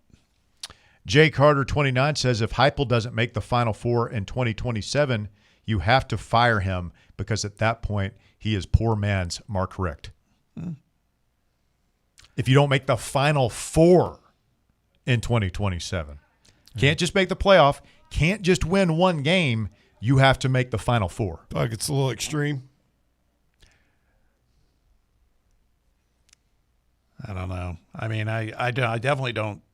If we make the playoffs next year in 2026, then that's a hell of a coaching job. Oh my God! I don't think it's going to happen.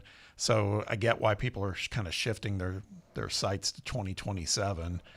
It's a tough place to be in. 8 months before the season begins. In Final Four, I mean, all I'm going to say, man, is, and I've said this before about basketball, I think it applies to all sports. I think it's hard with baseball, too. Getting to that level, Final Four and beyond, it's hard, man. It's hard. I know some schools, Signetti made it look easy, but it's rare to see it that easy. All right, we got to pause for the cause here. Hour number 3 of The Drive on the way. Stay with us. The Drive. In a world filled with deadlines and screens, sometimes we forget the simple joys of life, days filled with special moments. At Inward Half, we understand the essence of these moments. Feel the difference between our breathable fabrics and flexible apparel as you disconnect from the hustle and bustle and reconnect with what truly matters. Inward Half. Simple luxury for on and off the course. For over 3 years, Crumble Cookies has served the Knoxville area. From Clinton Highway to Parkside Drive, even our friends out in Maryville have reached you, our fans, with the best cookies in the game. This fall, Crumble is gearing up for yet another fantastic season.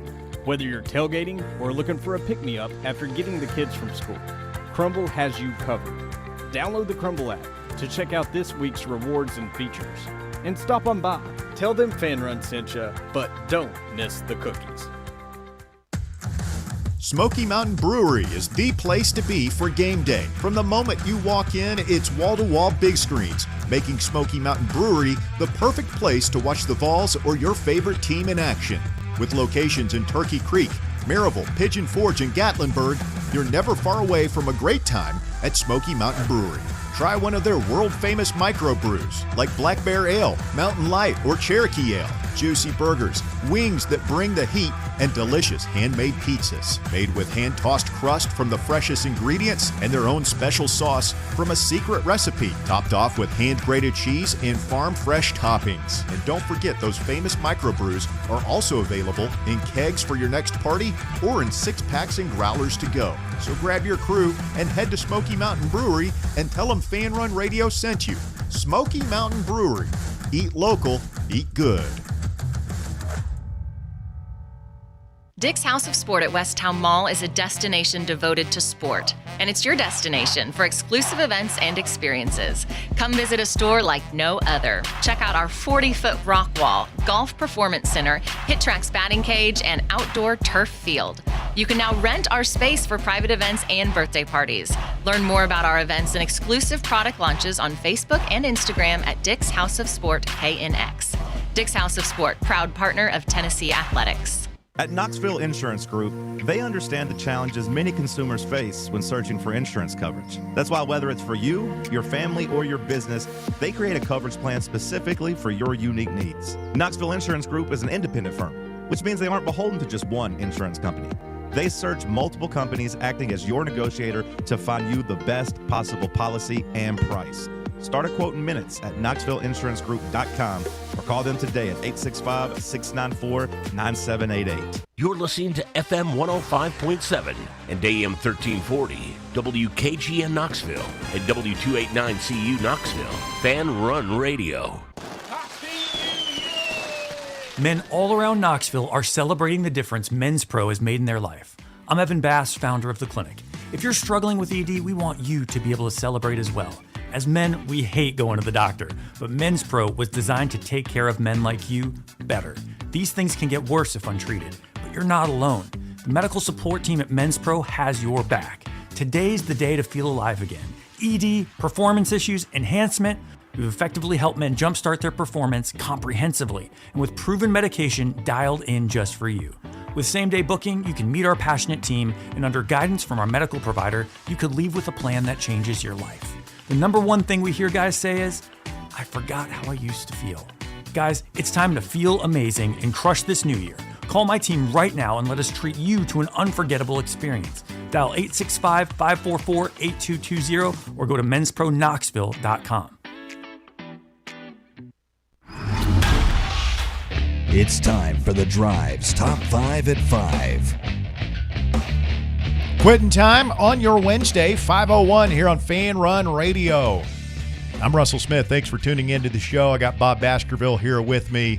Got Barrett and Walker Smith with the Top 5 at 5. It's brought to you this afternoon by our friends at the Casual Pint, Lenoir City. Grand opening coming up here. We'll be out there in 48 hours, man. Getting ready for the snowy, icy weekend, maybe. And we want you to come out and see us right there, the main drag, 321 in Lenoir City. We will be there on Friday. Walker. Thanks, Russ. At number 1, Tennessee basketball is set to play against a former NBA player on Saturday. Former Alabama center Charles, well, how do you pronounce it? Bediako.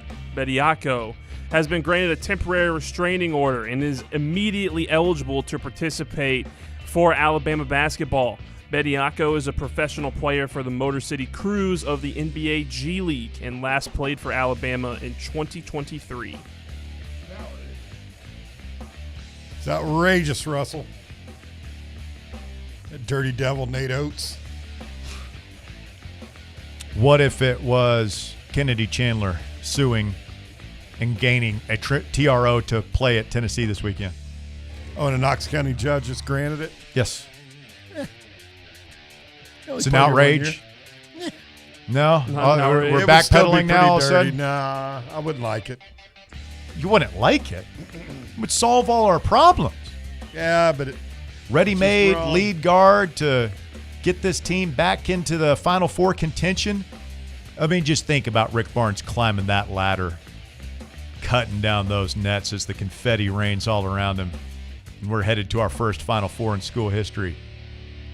You wouldn't have any high and mighty concerns about the state of college athletics then, would you? You don't know that. Yeah. Oh, yes, I do. Because I'd be right there beside you. Yeah. We got it. Kennedy gets to pursue his education. KC and the Sunshine Band is Let's go. Sterl vibes, baby. Who wants a T-shirt? See, it's you're all bought in on it now. See, it's easy. You start to feel it. You want to. What are we talking about? Sterl vibes. Oh, I've always been. You guys are the one that been cracking all over my guy. It's a VFL legend right there. I'm right there. I say turn it up. I'll take it easy. Turn it up. I say turn it More up. Sterl. More Sterl? All Sterl all the time. That's an oxymoron. More Sterl. Doesn't affect me. I don't go to the games. Well, there you go. Guy is a constant professional. He shuts a consummate stick in the mud, Bob. That's the word you're looking for. It's the same thing. Constant's not the same thing as consummate. You guys should definitely argue about it. Go ahead, Walker. I didn't bring it up.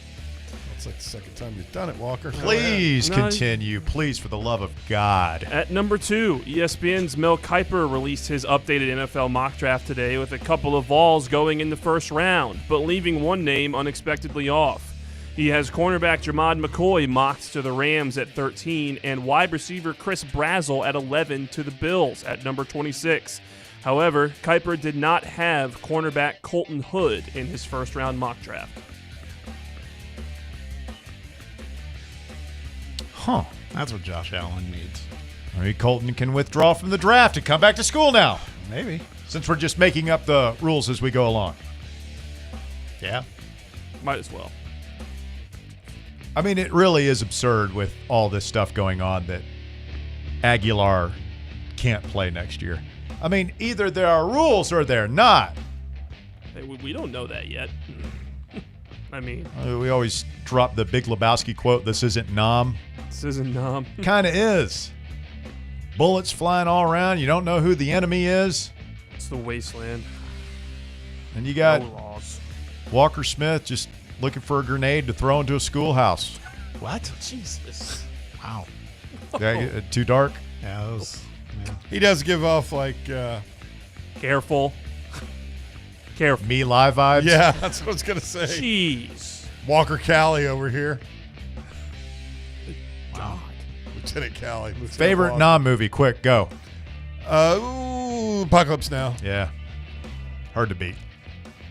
Tropic Thunder. Yeah. Platoon. Boys from Company C is pretty good. Yeah, probably. It's Lee Ermey's first movie. Yeah, probably Platoon. Tropic Thunder is so Remember fun. that one, Bob? What's that? The Boys from Company C? I never saw it. I'm familiar with it. Full Metal Jacket.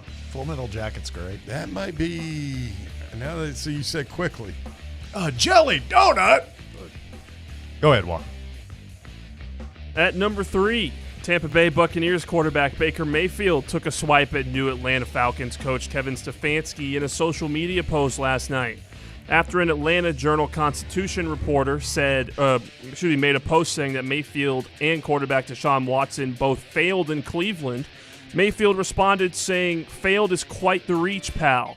Still waiting for a text/call from him after I got shipped off like a piece of garbage. Can't wait to see you twice a year, coach." I love Baker Mayfield. That tracks. I love him. He's kind of a punk. I love it. Didn't like him in college. Always has been. Like him now. I mean, he always has been. He's been a punk. He's a punk. Favorite film I ever saw of him was when that Cop patrolman, speared him in the side. like power bombed him. Some kind of Great form tackle. It's a good tackle. Yeah. I guess Baker.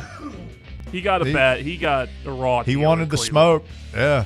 And Stefanski, I kind of look at him like Saleh, where I don't hold Cleveland against him. Now he's with a real franchise, kind of. And he'll be graded on his own merits, but you can't grade a man on his merits when he's coaching in Cleveland. No. Or for the New York Jets, can you? He doesn't really have a quarterback. I guess he could draft one. Won a playoff game. He's got Penix and Cleveland. Cousins. He's got Like I two said, he quarterbacks. doesn't have a quarterback. You're not a believer in Penix? No. Penix is better than, I don't know. He did have Mayfield in Cleveland. Yeah, Mayfield was. He won a playoff game with Mayfield in Cleveland, which did. is about as much as you can do with the Cleveland Browns, is win one playoff game. Wait, you're still talking about Stefanski? Talking about Baker Mayfield. Baker and Stefanski. Okay. And Stefanski. Yeah. At number Are we boring you, Bob? You want us to move on? Can't be all basketball all the time. No, Bobby no, Hoops. I'm that's just- trying really hard over here, Bob. Not sure I care about. I'm trying the as hard as I Falcons that can. much. I'm trying as hard as I can to find stuff to talk about. I got you. We'll move on to number 4. This one will lighten you up. At number 4, let's look at the college basketball slate tonight. In the SEC, Texas plays at Kentucky, and Mississippi State takes on Texas A&M. Elsewhere, number 22 North Carolina looks to right the ship against Notre Dame, and number 7 Nebraska tries to stay undefeated against Washington. Hey, where's that Vandy Dandy clown that called in? He's gone ghost on all Yeah, of the course. That's shows. what happens when your team loses 3 in a row and gets What absolutely was that torched. guy's name? Vandy Dandy Randy? Or Vandy Randy. Vandy Randy. No, it was Vandy the handle would be Vandy Dandy. is what I Vandy said. Dandy. Whoever the guy was calling in, he's obnoxious. bumping those gums.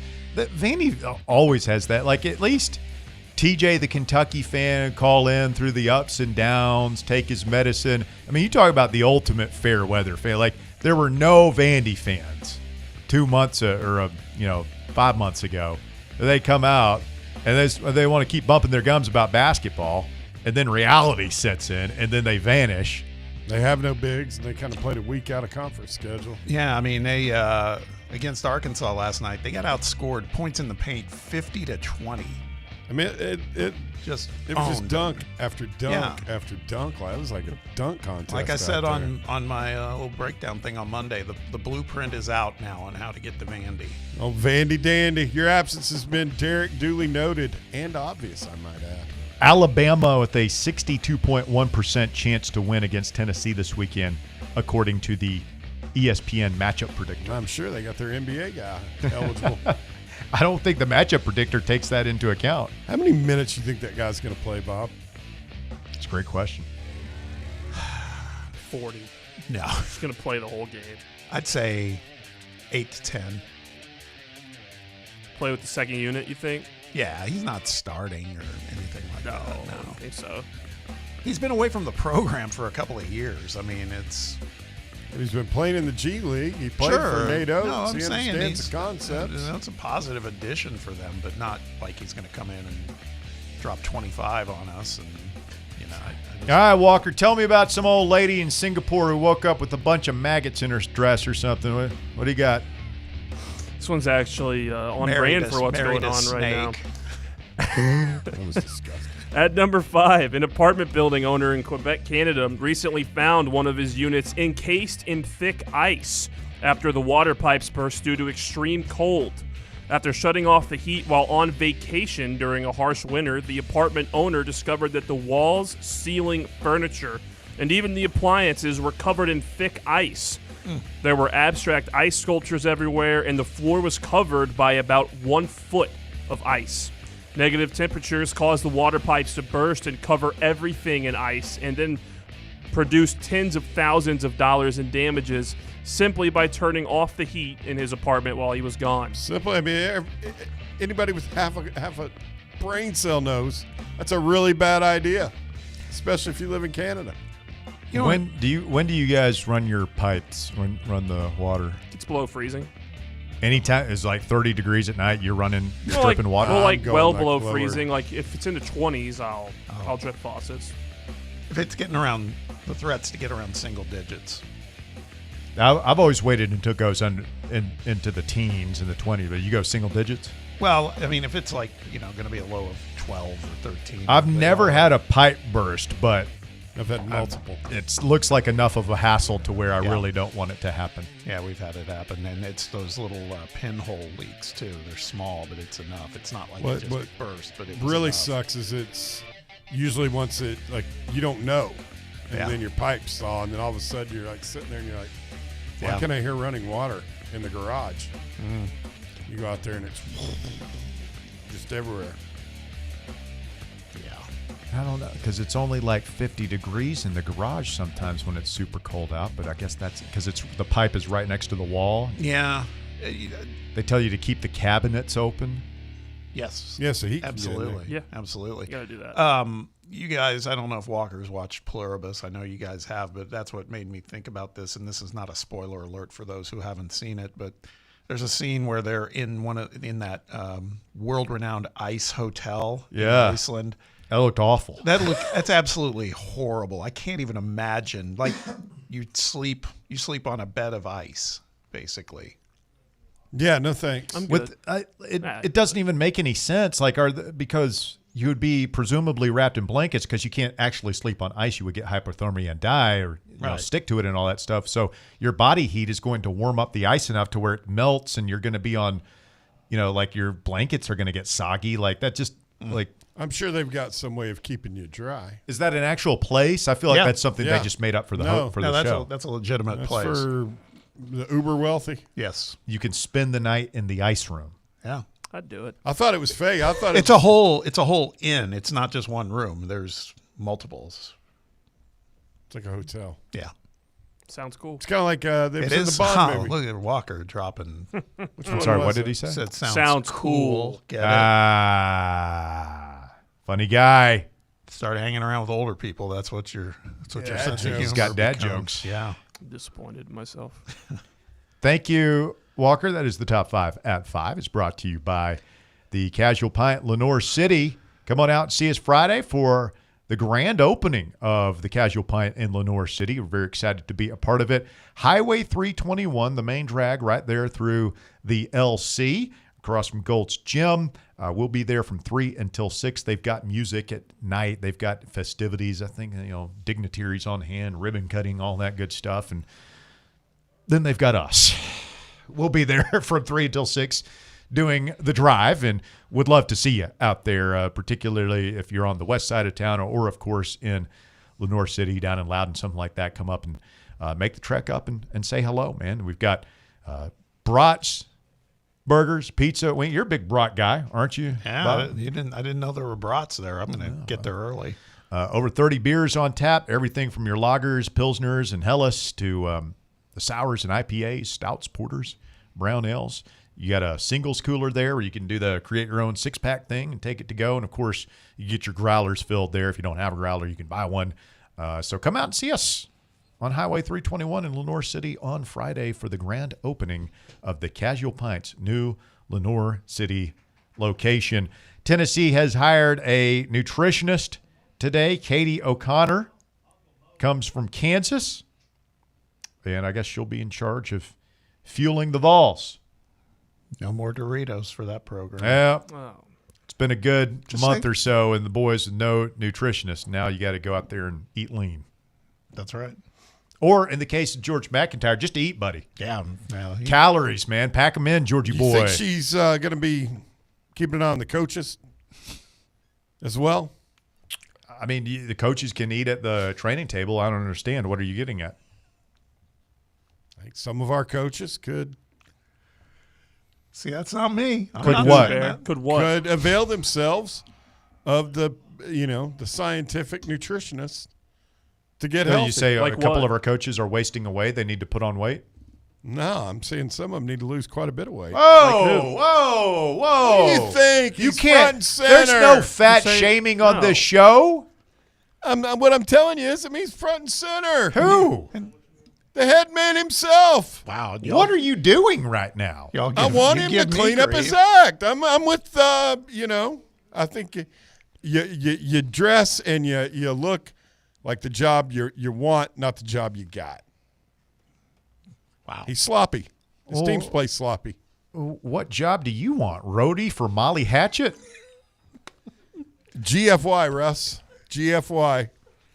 I mean, I just saying, you guys criticizing Josh Heupel's look a little rich. I haven't A gone little after him rich. nearly as hard as Baskerville has. I haven't. Hey, you're He hasn't the said cerebral. anything. You slip your knife in there and then run. I have You not scalpel. said what I didn't say. Your anything. Doritos comments about him. Those guys they've had some bad habits. I'm talking about the team, man. You were talking about our coach, I felt like. You're the one who said that he needs to go see He needs the to nutritionist. shave and he could stand to lose a few pounds. That's all I'm saying, man. Personal appearance is not show fodder. Been I'm trying not to drill fat this shaming. into your. That's exactly what you're doing. I said shave. Gaslight anybody? Yes, you criticizing the guy's food intake.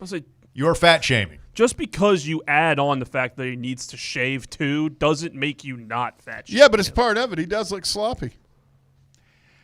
He's a football coach. What do you want? A James Bond over there on the Did you see sideline? Kurt Signetti looking sloppy the other night? Oh, yeah. Kurt Signetti. I saw him, and I just thought, there's a bronzed Adonis, the model of pure masculinity. I mean, that guy looks great. This like a does psychopath. Coastal Vol earlier on the live chat did say we were talking about the Michael Jackson concert, and we talked about the song "Man in the Mirror," and now it all pieces together. This is he's commiserating with Bear. Coastal Vol says, "I hope Heupel sees the man in the mirror and decides to change his ways." Wow. I thought it was What about are you, I why thought- did you read that? Why would you do that? I thought it was about coaching. That's all.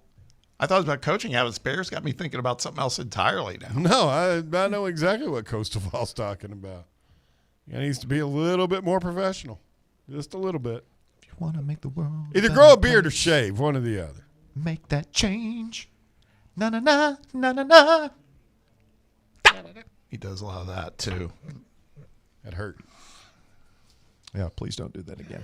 865-966-3435, your phone number to get on the show this afternoon. You can call or text us today, 966-3435. We are live today, fanrunradio.com, on your free Fan Run app, and, of course, the Fan Run Sports YouTube channel. Be sure to like and subscribe as you listen and or watch the show this afternoon. We got a podcast. It's presented by our friends over at Broadway Carpets. Shout out to all the podcast listeners. We appreciate you very, very much. We're going to go on a bender with Bill when we continue. Bill Bender of the Sporting News, our guest here on Fan Run Radio. The Drive. Streaming worldwide at fanrunradio.com and on the free Fan Run app. This is Big Orange Country's sports talk radio superstation, Fan Run Radio, Knoxville. Hey, craft beer fans, join us this Friday afternoon for a live broadcast of The Drive at the grand opening of the Casual Pint's newest location on Highway 321 in Lenoir City. We'll be broadcasting live from 3 to 6, celebrating East Tennessee's newest craft beer paradise, the Casual Pint, Lenoir City.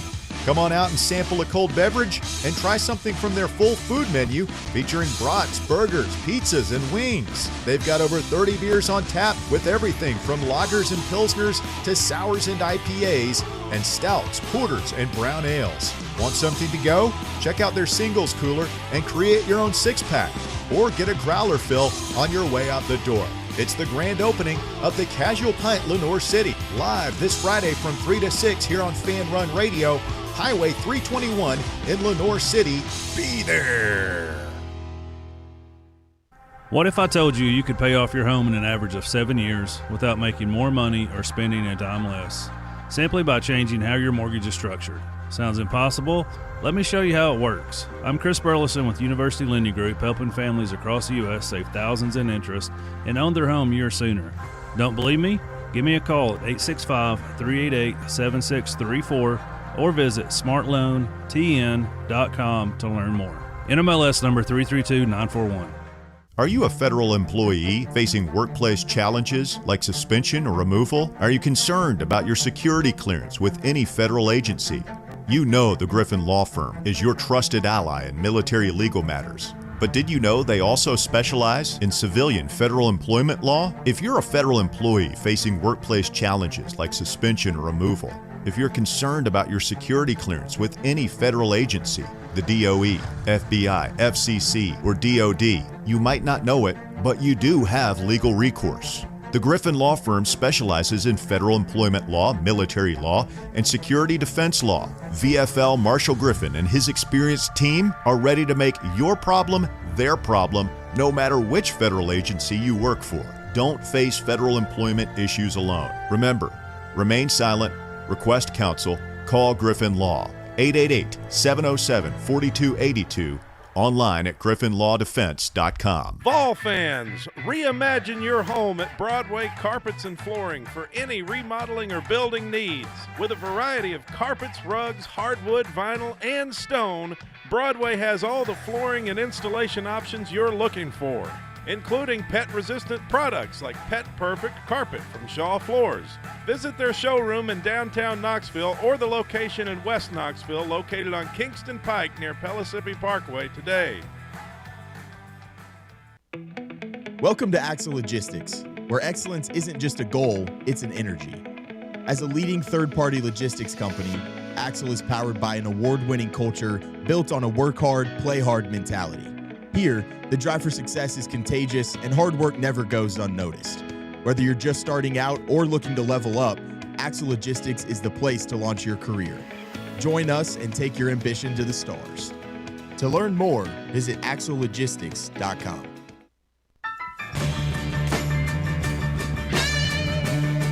Welcome back. The Drive continues. It's Fan Run Radio. I'm Russell Smith alongside Bob Baskerville. And Bill Bender of the Sporting News is standing by. Hello, Bill. How are you, sir?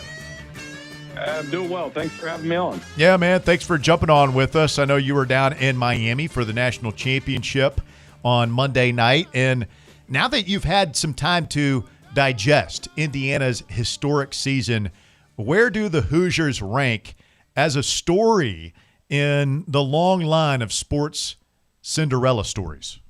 Yeah, Mike DeCourcy, my colleague, put a list like that up today, and hard one to answer because, I think it's a 2-year story is the issue. Like they weren't the underdog Monday night, right? Like they were an 8.5-point favorite. Now, had you told us that 2 years ago, we would have said no way. But I think the turnaround itself is remarkable. One of the greatest college football stories of all time. It's a 2-year story though. But do I think this was more unlikely than the Miracle on Ice? No. Do I think it was more unlikely than NC State going into the pit and beating Samson, or not, so they beat Samson too, but then they beat Elijah Wan and Drexler? No. So that's where I'm kind of struggling with it. It's not an entire Cinderella story when you're talking about a team that was 8.5-point favorites.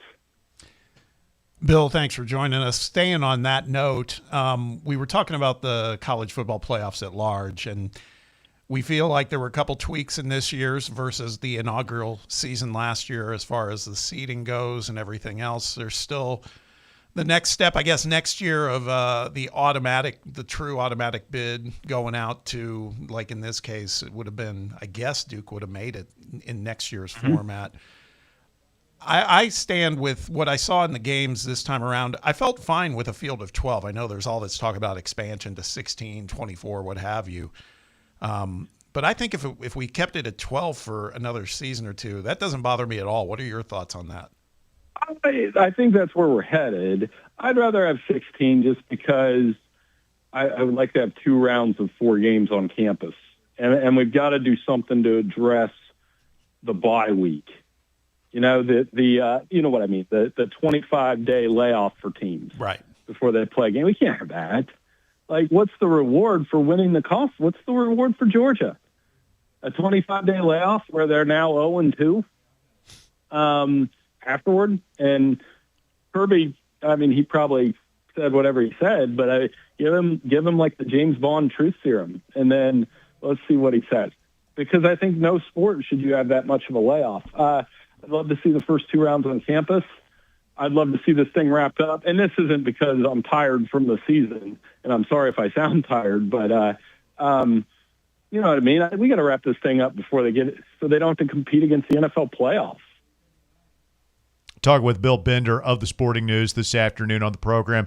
Bill, is the Indiana model sustainable for Curt Cignetti? Obviously, they've had a meteoric rise in the 2 seasons. Not going to be sneaking up on anybody here moving forward. What do you think about the future in Bloomington? Well, I think people will try to, but here's the problem with that. Do you have Curt Cignetti? Because I think he's the center of it. You know, he's the one evaluating the talent. He's the one that brought that attitude to that program. He's the one that Curtis Rourke was really good last year. Fernando Mendoza was better. He got all those James. He hit on every James Madison guy. That's still the part that I marvel at the most. Like Aiden Fisher and D'Angelo Pons and Elijah Sarad and Mikael Kamara. All 4 of those guys were making big-time plays Monday night, and he hit on every single one of them. So that's the part that probably gets me the most is, yeah, you can say we're going to do it like Indiana does, but you better have a coach of the caliber of Curt Cignetti if you're going to try to do that. Just looking at the release of all the way too early top 25 rankings going into next season, some of the usual suspects at the very top, and Indiana is now in that conversation. If you were the guy placing your vote, who would you have as your preseason number 1 out of Ohio State, Texas, Georgia, even Oregon, you name it? Well, I mean, ours is up. Yeah. So, I mean, the Sporting News is the unquestionably most accurate of all those lists. Absolutely. Right? So, no, we have Indiana. I do like doing those, believe it or not. I don't care what people say, that they're worthless and they're this and they're that. Of course they are. It's January. Right. But it's fun to put them together to kind of see not only where the rosters are, but what other publications are thinking. We have actually, if you look at the consensus top 25 I put together today, you go to Sporting News, there's 10 sites like Sports Illustrated, On3, ESPN, 10 major sites, and I just kind of averaged it all out. And if you do it that way, then they're going to tell you that it's Ohio State, Texas, Georgia, Indiana, Oregon, Notre Dame. And I think that'll be your top 6 in August in any order. Talking with Bill Bender of the Sporting News this afternoon. Bill, one last thing about Indiana. The Hoosiers' success, we've already seen coaches never have – athletics directors had more of an itchy trigger finger. James Franklin, Brian Kelly, everybody's on the hot seat, it seems now. Does Indiana's success turning around that program as quickly as it did, does that make coaches even more fireable, in your opinion? Because you're going to have athletics directors and fan bases saying, oh, wait a minute, if that guy can do it that quickly at Indiana, why can't we have a quick turnaround here at Tennessee or Auburn or Florida? I think if you think that way, you're going to run into trouble because, again, I just don't think Curt Cignetti's exist everywhere. I mean, I really think he's the guy. To your point, I think part of the reason for that thinking it's less about Indiana and more about everything's geared toward getting to the college football playoff now. You know, when you're seeing James Franklin get fired and, you know, Brian Kelly, who, I mean, I think there were other reasons for that, but in terms of the fit, but, you know, I mean, that's where we're at now in college football. It's a lot like the NFL playoffs. Need I remind you that there was a Bears. I wish the Bears would have lost to the Packers, but there was a Steelers-Ravens game that both coaches were fired. You know, Buffalo just fired Sean McDermott. It's a very NFL-esque way of thinking about how to hire and fire coaches, and that's dangerous, especially with the dollar amounts that come with college football coaches. In looking at the transfer portal, which even though the declaration period ends, it still rages on. I was looking at your preseason rankings too, and it runs the gamut in that composite for LSU is who I'm thinking about here. Some have them up near the top 10. You guys have them at 17. And they've turned out what many believe now is the top portal class, which, you know, just the way Lane Kiffin planned it, right? So I guess my question is, do we have that much faith in Lane Kiffin as a coach to turn that thing around? I guess Brian Kelly left them with still a lot of talent, and then he's brought in even more. But what are your thoughts on LSU in year one under Lane Kiffin? You know, I think we'll see. Yeah, you mentioned it was ironic to me when you look across those 10 sites, the 2 schools that had the most variation in the top 25 were Ole Miss and LSU. Yeah. So I think those schools are going to be tied to the hip all the way into that. And here's another not so bold prediction. In September, that will be the most watched game of September, other than maybe Ohio State, Texas. So, yeah, I think we'll see how Lane does. I mean, bringing in Sam Leavitt's huge. Sam Leavitt's a really good quarterback. I like him. He's mobile. They work the portal. And that's what I'm saying. Like, you guys, not to belabor the point, but I'm going to get asked a lot about Indiana this offseason, but TCU's done that in the portal, and the Louisville's tried that in the portal, and Michigan State's tried that in the portal. I think Lane's very good in the portal, but the pressure point for him at Ole Miss or at LSU, he's going to have to match what Ole Miss did this year. Like, if he doesn't get them to the semifinals in 3 years, they're going to be like, what's his problem? I think that's going to be very real. Talking with Bill Bender of the Sporting News this afternoon here on Fan Run Radio. And, Bill, the next step for the college football playoff, and you've got the SEC and the Big Ten running the show, of course. SEC wants to go to 16 teams. Big Ten says, okay, we'll do that for 2 years, but after that it's got to go to 24 teams with all sorts of automatic qualifiers and bye games and all this stuff. Is that Big Ten proposal inevitable, or do you think that there is a chance that we could either land at 16 or just stay at 12?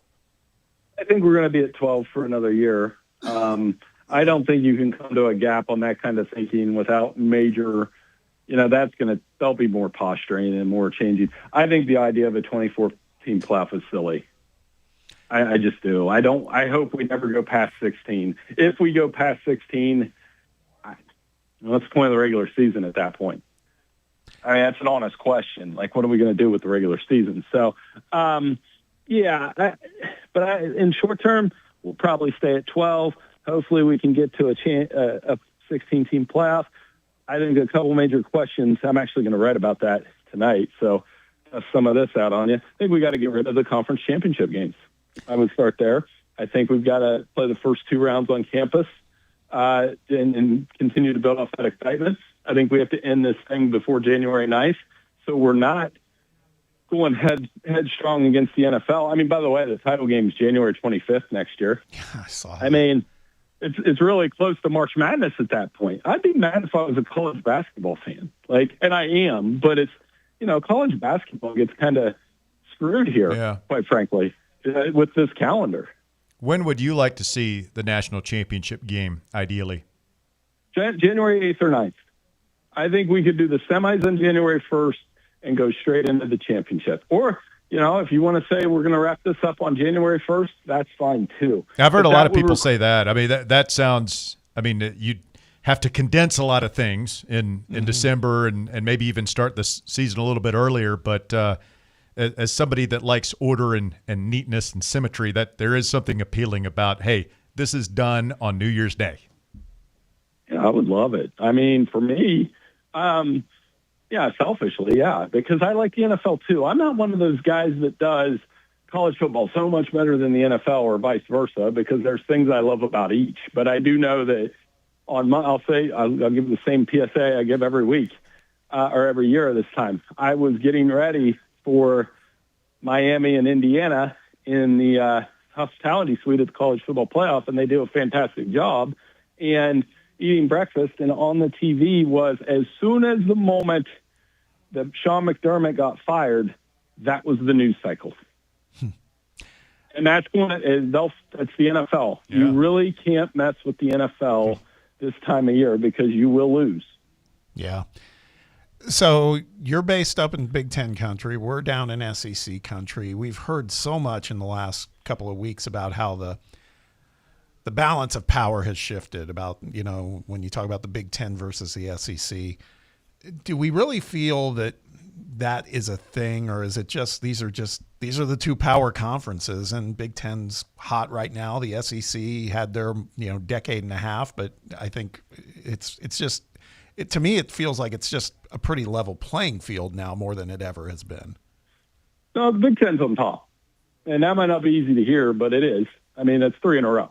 Oh, no, I know that. I'm saying, but I don't disagree with that at all, Bill. I'm just saying, though, it's not like it's lights out for the SEC, though, either. No, I got you. Well, here's how I would separate it right now. I would say the SEC still has – what the SEC is dealing with now is that they have parity. Right. And they have more teams capable of making the playoffs than the Big Ten. When you said 9 and 10 teams. But I don't think they have more than one truly elite program right now. I think Georgia's an elite program. I don't think anybody else is. I think everybody else is a playoff contender type program that needs to prove it by winning the national title. I think right now the Big Ten has 3 elite programs. And you can pick apart Oregon if you want, but the only losses they have the last 2 years are to the national champions. So Indiana is elite present tense. I don't know if they'll hold on to it, but they are right now. Ohio State's been elite for about 20 years.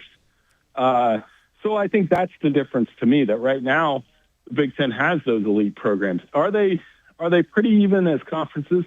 We could get into next year, and the SEC could go 10-2 in bowl games, and Georgia could win a national title, or Texas, and then it reverses real quick. So it's a tenuous hold. But I do think the Big Ten, there's no question, it's on top right now.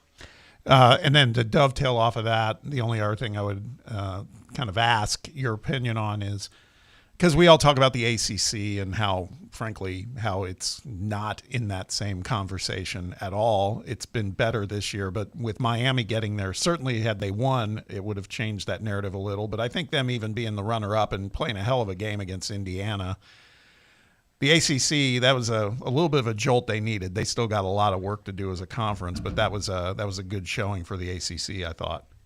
Yeah, for sure. And I think the ACC had a really good bowl season, and that needs to be recognized. Jim Phillips, one thing they've done, I would do it if I was other conferences, letting Miami keep all that playoff money.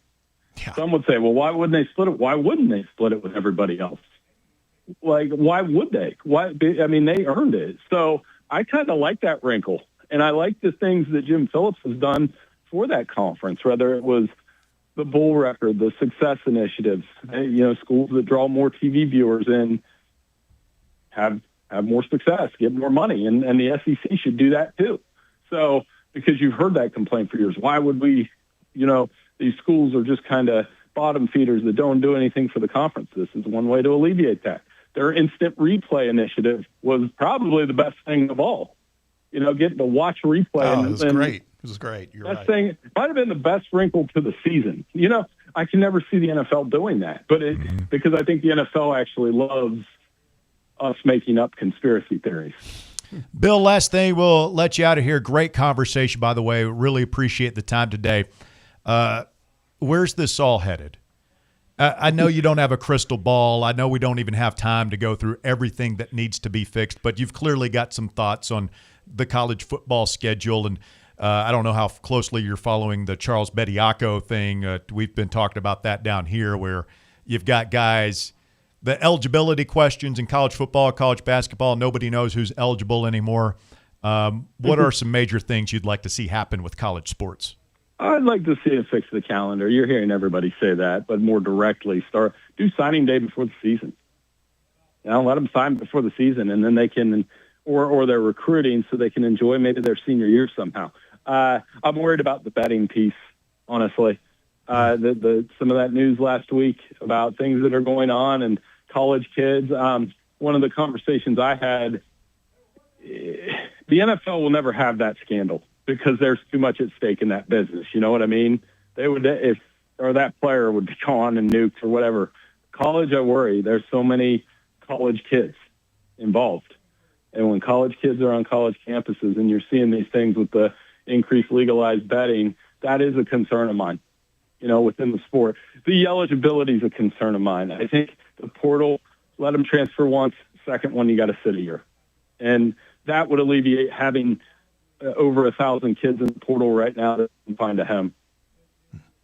Yeah, it's just so many issues right now in the world of college athletics, and hopefully we can start chipping away at it. I don't think there's just a blanket approach right now, but it seems like there's almost more problems than there are even potential answers. Yeah, but we still have the product on the field. I had a chance to. When you're on that sideline and you're seeing Michael Irvin and Ed Reed and Mark Cuban, I got to talk to Mark Cuban and send the picture to my buddies and all that. It's still, it gives you a rush. And talking to you guys and everybody else around the country who cares about the sport. It was a long season. It was a lot of work, but I have fun doing it. That's why I keep coming back. Beats working for a living. That's what I always say. That's Bill, right. Appreciate the time. Everybody go check him out. He's at Bill Bender 92 on the social media website formerly known as Twitter, and sportingnews.com. Thanks, Bill. Hey, anytime. Thanks for having me on. Take care. Thank you, Bill. Bill Bender of the Sporting News. We got to take a quick time out. We'll come back to wrap things up. You want to jump in, take a shot. 865-966-3435. More Fan Run Radio coming up. The Drive. Can't get enough Fan Run Radio? Download the free Fan Run app and take the best Tennessee sports conversations with you wherever you go. What kind of day is it? It's a White Claw day. Light and refreshing tasting, uniquely cold way filtered. There's an iconic flavor for everyone. Come on, grab a pack. White Claw. Grab life by the claw. Please drink responsibly. Hard seltzer with flavor. White Claw Seltzer Works, Chicago, Illinois. Yeehaw! I've been hooting and hollering ever since I started betting with the VIP Play app. VIP Play has more than 200 leagues, every bet type you can imagine, live betting and live hosts, all with 24/7 support from real live people when you need them. Start betting better with the VIP Play app today. Don't be a better, be a better with VIP Play today. Download VIP Play today or head to VIPPlayApp.com. Make sure you use the promo code FANRUN to take advantage of their welcome bonus and so they know that we sent you. Gambling problem? Call 1-800-8899-789. Must be 21 or older and located in Tennessee to bet. Bankruptcy, divorce, personal injury. These are just some of the curveballs life can throw at you. Fortunately, East Tennessee has someone to help you work through these problems and recover. The law offices of Jerry R. Givens. If you're in need of legal advice, call today to set up a free, no-obligation consultation. 865-801-9250. As always, the phone call is free, the advice is free, so what do you have to lose? Call 865-801-9250 or go online to jrglawtn.com. That's jrglawtn.com. The law offices of Jerry R. Givens. Legal expertise you can rely on. Located in Knoxville's historic Old City, Barley's offers great food, live music, the best draft beer selection in town, and now your new favorite place to watch sports. Their indoor projector is perfect for any weather, and they've revamped their upstairs area with more TVs to take in all of the action. Their menu features hand-battered chicken tenders, juicy burgers, fresh salads, and the tastiest pizza in Knoxville. You can enjoy their happy hour drink specials daily from open until 6 p.m. Barley's Tap Room and Pizzeria. This is Bo Kregner with the Kregner Group at Realty Executives. Here in East Tennessee, home means everything. It's where we gather, celebrate, and build our future. That's why our team treats every client like family. Because your home isn't just a transaction, it's part of your story. From first-time buyers to luxury listings, the Kregner Group delivers results that light up the scoreboard. With expert marketing, powerful local connections, and a heart for service, Bo and his team make your real estate goals a reality. If you're thinking about buying or selling, let's talk. 865-742-1035 or visit BoKnowsHouses.com. We'd be honored to help you win at real estate. The Kregner Group at Realty Executives. Walking by faith, serving others.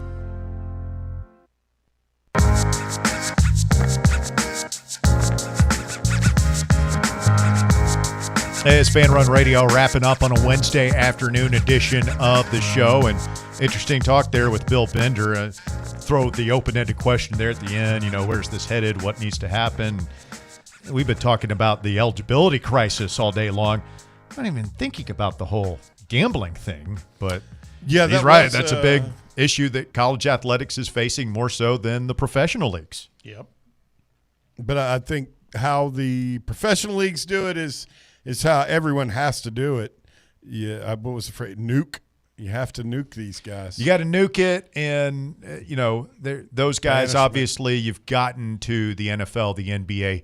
You've got a little bit of money at the time. You have more to lose if you know you're going to be nuked.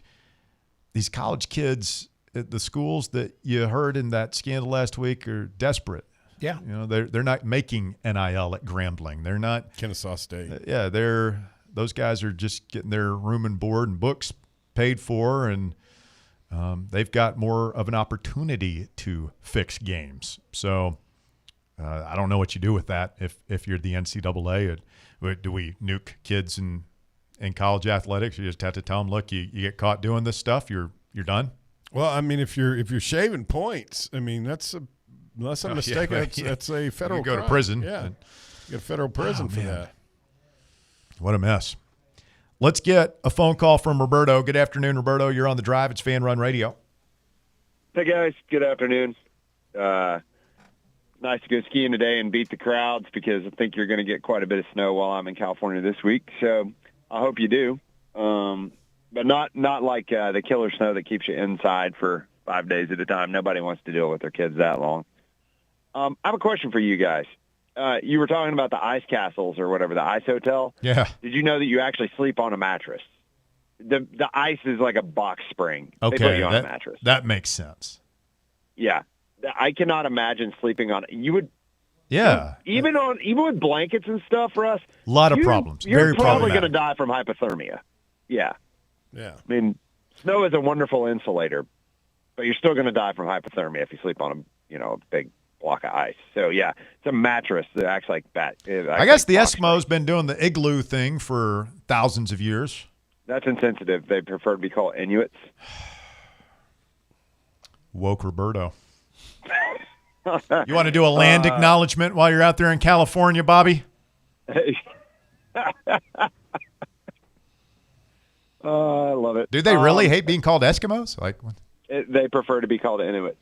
Are they all Inuits? I thought that was a tribe. I think there's two different types of Eskimos, air quotes, but I don't know. Two different types of Inuit. Are there still dudes out there in living in igloos? No. No? There's some of those people Not that in East Tennessee. live. There's some people that it's the last of them that live up above the Arctic. What's it called? Anwar. There's like 4 or 5 families that still can legally live like up there. Okay. Like it's almost like a reservation. Is that what I don't know what you're talking about actually. It's where everybody's always wanting to, all the oil companies are wanting to drill. It's the National Wildlife Park. Yeah, but yeah, gotcha. I don't know. There was a show on it was one of the channels. It wasn't like a fake reality show. It was real. But yeah. I got another did you guys I know Bill's your buddy, so this isn't an aspersion. But did you notice he bristled pretty hard when he thought you were trying to say the SEC was better than the Big Ten? Or did you catch that? Yeah, that's why I tried to set it straight. I was like, no, I'm saying that the Big Ten's got the hammer right now, but I got also more think money. but it's also more leveling of the playing field was my point. I've heard a lot of my Big Ten brethren that really love college football say this. It's even fields now because you being Southern college football can't just pay players anymore with Chargers and $100K under the table. Do you think that's true? That we can't do why? that, or that's a reason why it's... I'm sorry, that it's the reality that because now it's all air quotes legal, that's really why they've caught up, and that that Ohio State, Michigan, they were paying kids under the table too. Yeah, they were paying players. They were a part of the elite club that wouldn't get in trouble for it. I think there's a lot of variables. I think the way that we've changed, where you can pay players now, I think the freedom of movement. I think part of it is like the Big Ten just got better coaching, and it started with Urban Meyer, where they got from the SEC, and then Harbaugh, and now they've captured some lightning in a bottle with Signetti. They've went out and brought SEC Oregon guy. into their program, so they have And USC elevated. doesn't suck. That's an all-time program too. Sure. You can't tell me they weren't. You can't tell me Oregon and USC weren't paying players under the table either. I bought Reggie categorically. Bush's mama house. They made a big move today. I don't know if anybody saw Literally bought her a house. So, well, guys, thanks for the time. I would love to see this thing on February the 10th really break our way. And after, honestly, guys, can we please bring back Kennedy Chandler and Tobias Harris? Is that acceptable at this point? Well, they played in the NBA. Yeah. Tobias is on a Supermax contract as well. So, but I don't know. What is the rules now? Why not? Don't know. But at this point, let's bring them all back. Let's go recruit the NBA at this point. Nagy said we're bringing Bernard King back. You can't walk. Love you, boys. See you, man. He's an old man. Yeah, I saw he's in a wheelchair, right? Yeah. Is he? That's what a lot of people don't realize. I've heard, that's one of my biggest sports what ifs. What if Bernard's knees hadn't been shot? A lot of people say he would have given Jordan a run for his money as far as the GOAT. But now, did you guys happen to see who USC's looking at? I don't know if they hired him yet or not for a defensive coordinator. They hired him, I thought. Gary Patterson. I saw they were thinking about it. Interesting. I like Gary Patterson, man. Dude can coach him up.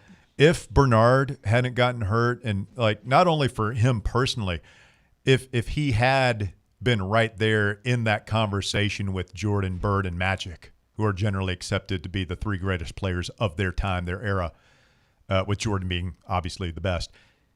But if Bernard were in that group, what would it do for Tennessee basketball? How would our fortunes have changed through the years if we had one of those guys? I wonder if it was more just his estrangement from the university that hurt that more than anything. Because he was still he's still on the All-75 team, Hall of Fame. But he's not. But he's not mentioned in that group. We look at him differently being from Tennessee than, again, he's not universally considered to be in that triumvirate of great players of the 80s. I feel like some of the older heads. Some of the older heads do, but you know what I'm saying. Yeah. He's not thought of in that ilk. And maybe he would have been if the injury. He might have been. It obviously didn't help Indiana State, Michigan State. I think they just benefited more than just having Izzo. more than anything. So it doesn't mean we would have been a power, but, man, maybe we wouldn't have fallen on the hard times that we did.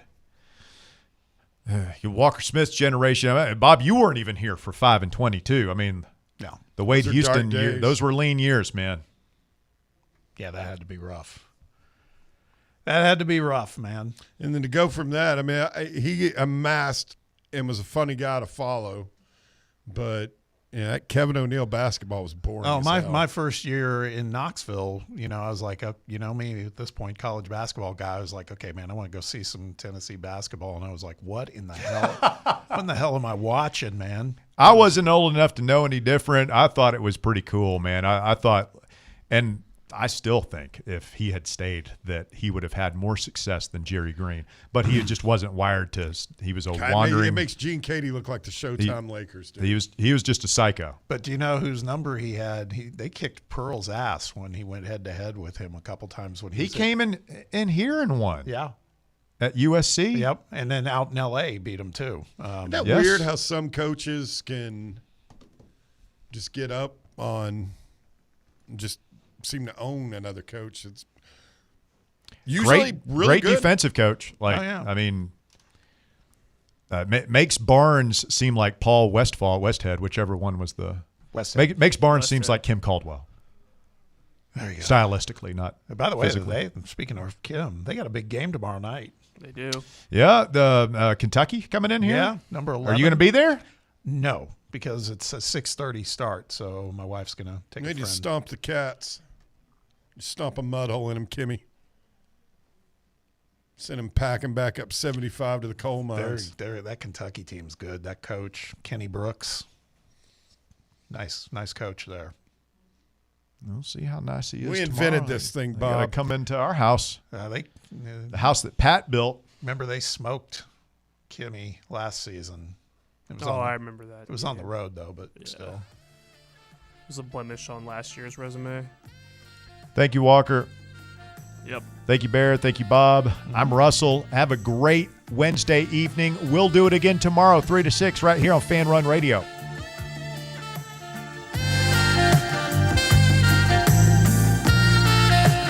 The Drive. The voluntary reaction. Can't get enough Tennessee basketball? Join Fan Run Radio as soon as every UT game is over for Big Orange Country's post-game radio free-for-all. The Voluntary Reaction will be taking your calls on the Vols as soon as every game is over. So tune in and buckle up as we drink from the keg of glory all the way to the Final Four. The voluntary reaction. Raw, unfiltered,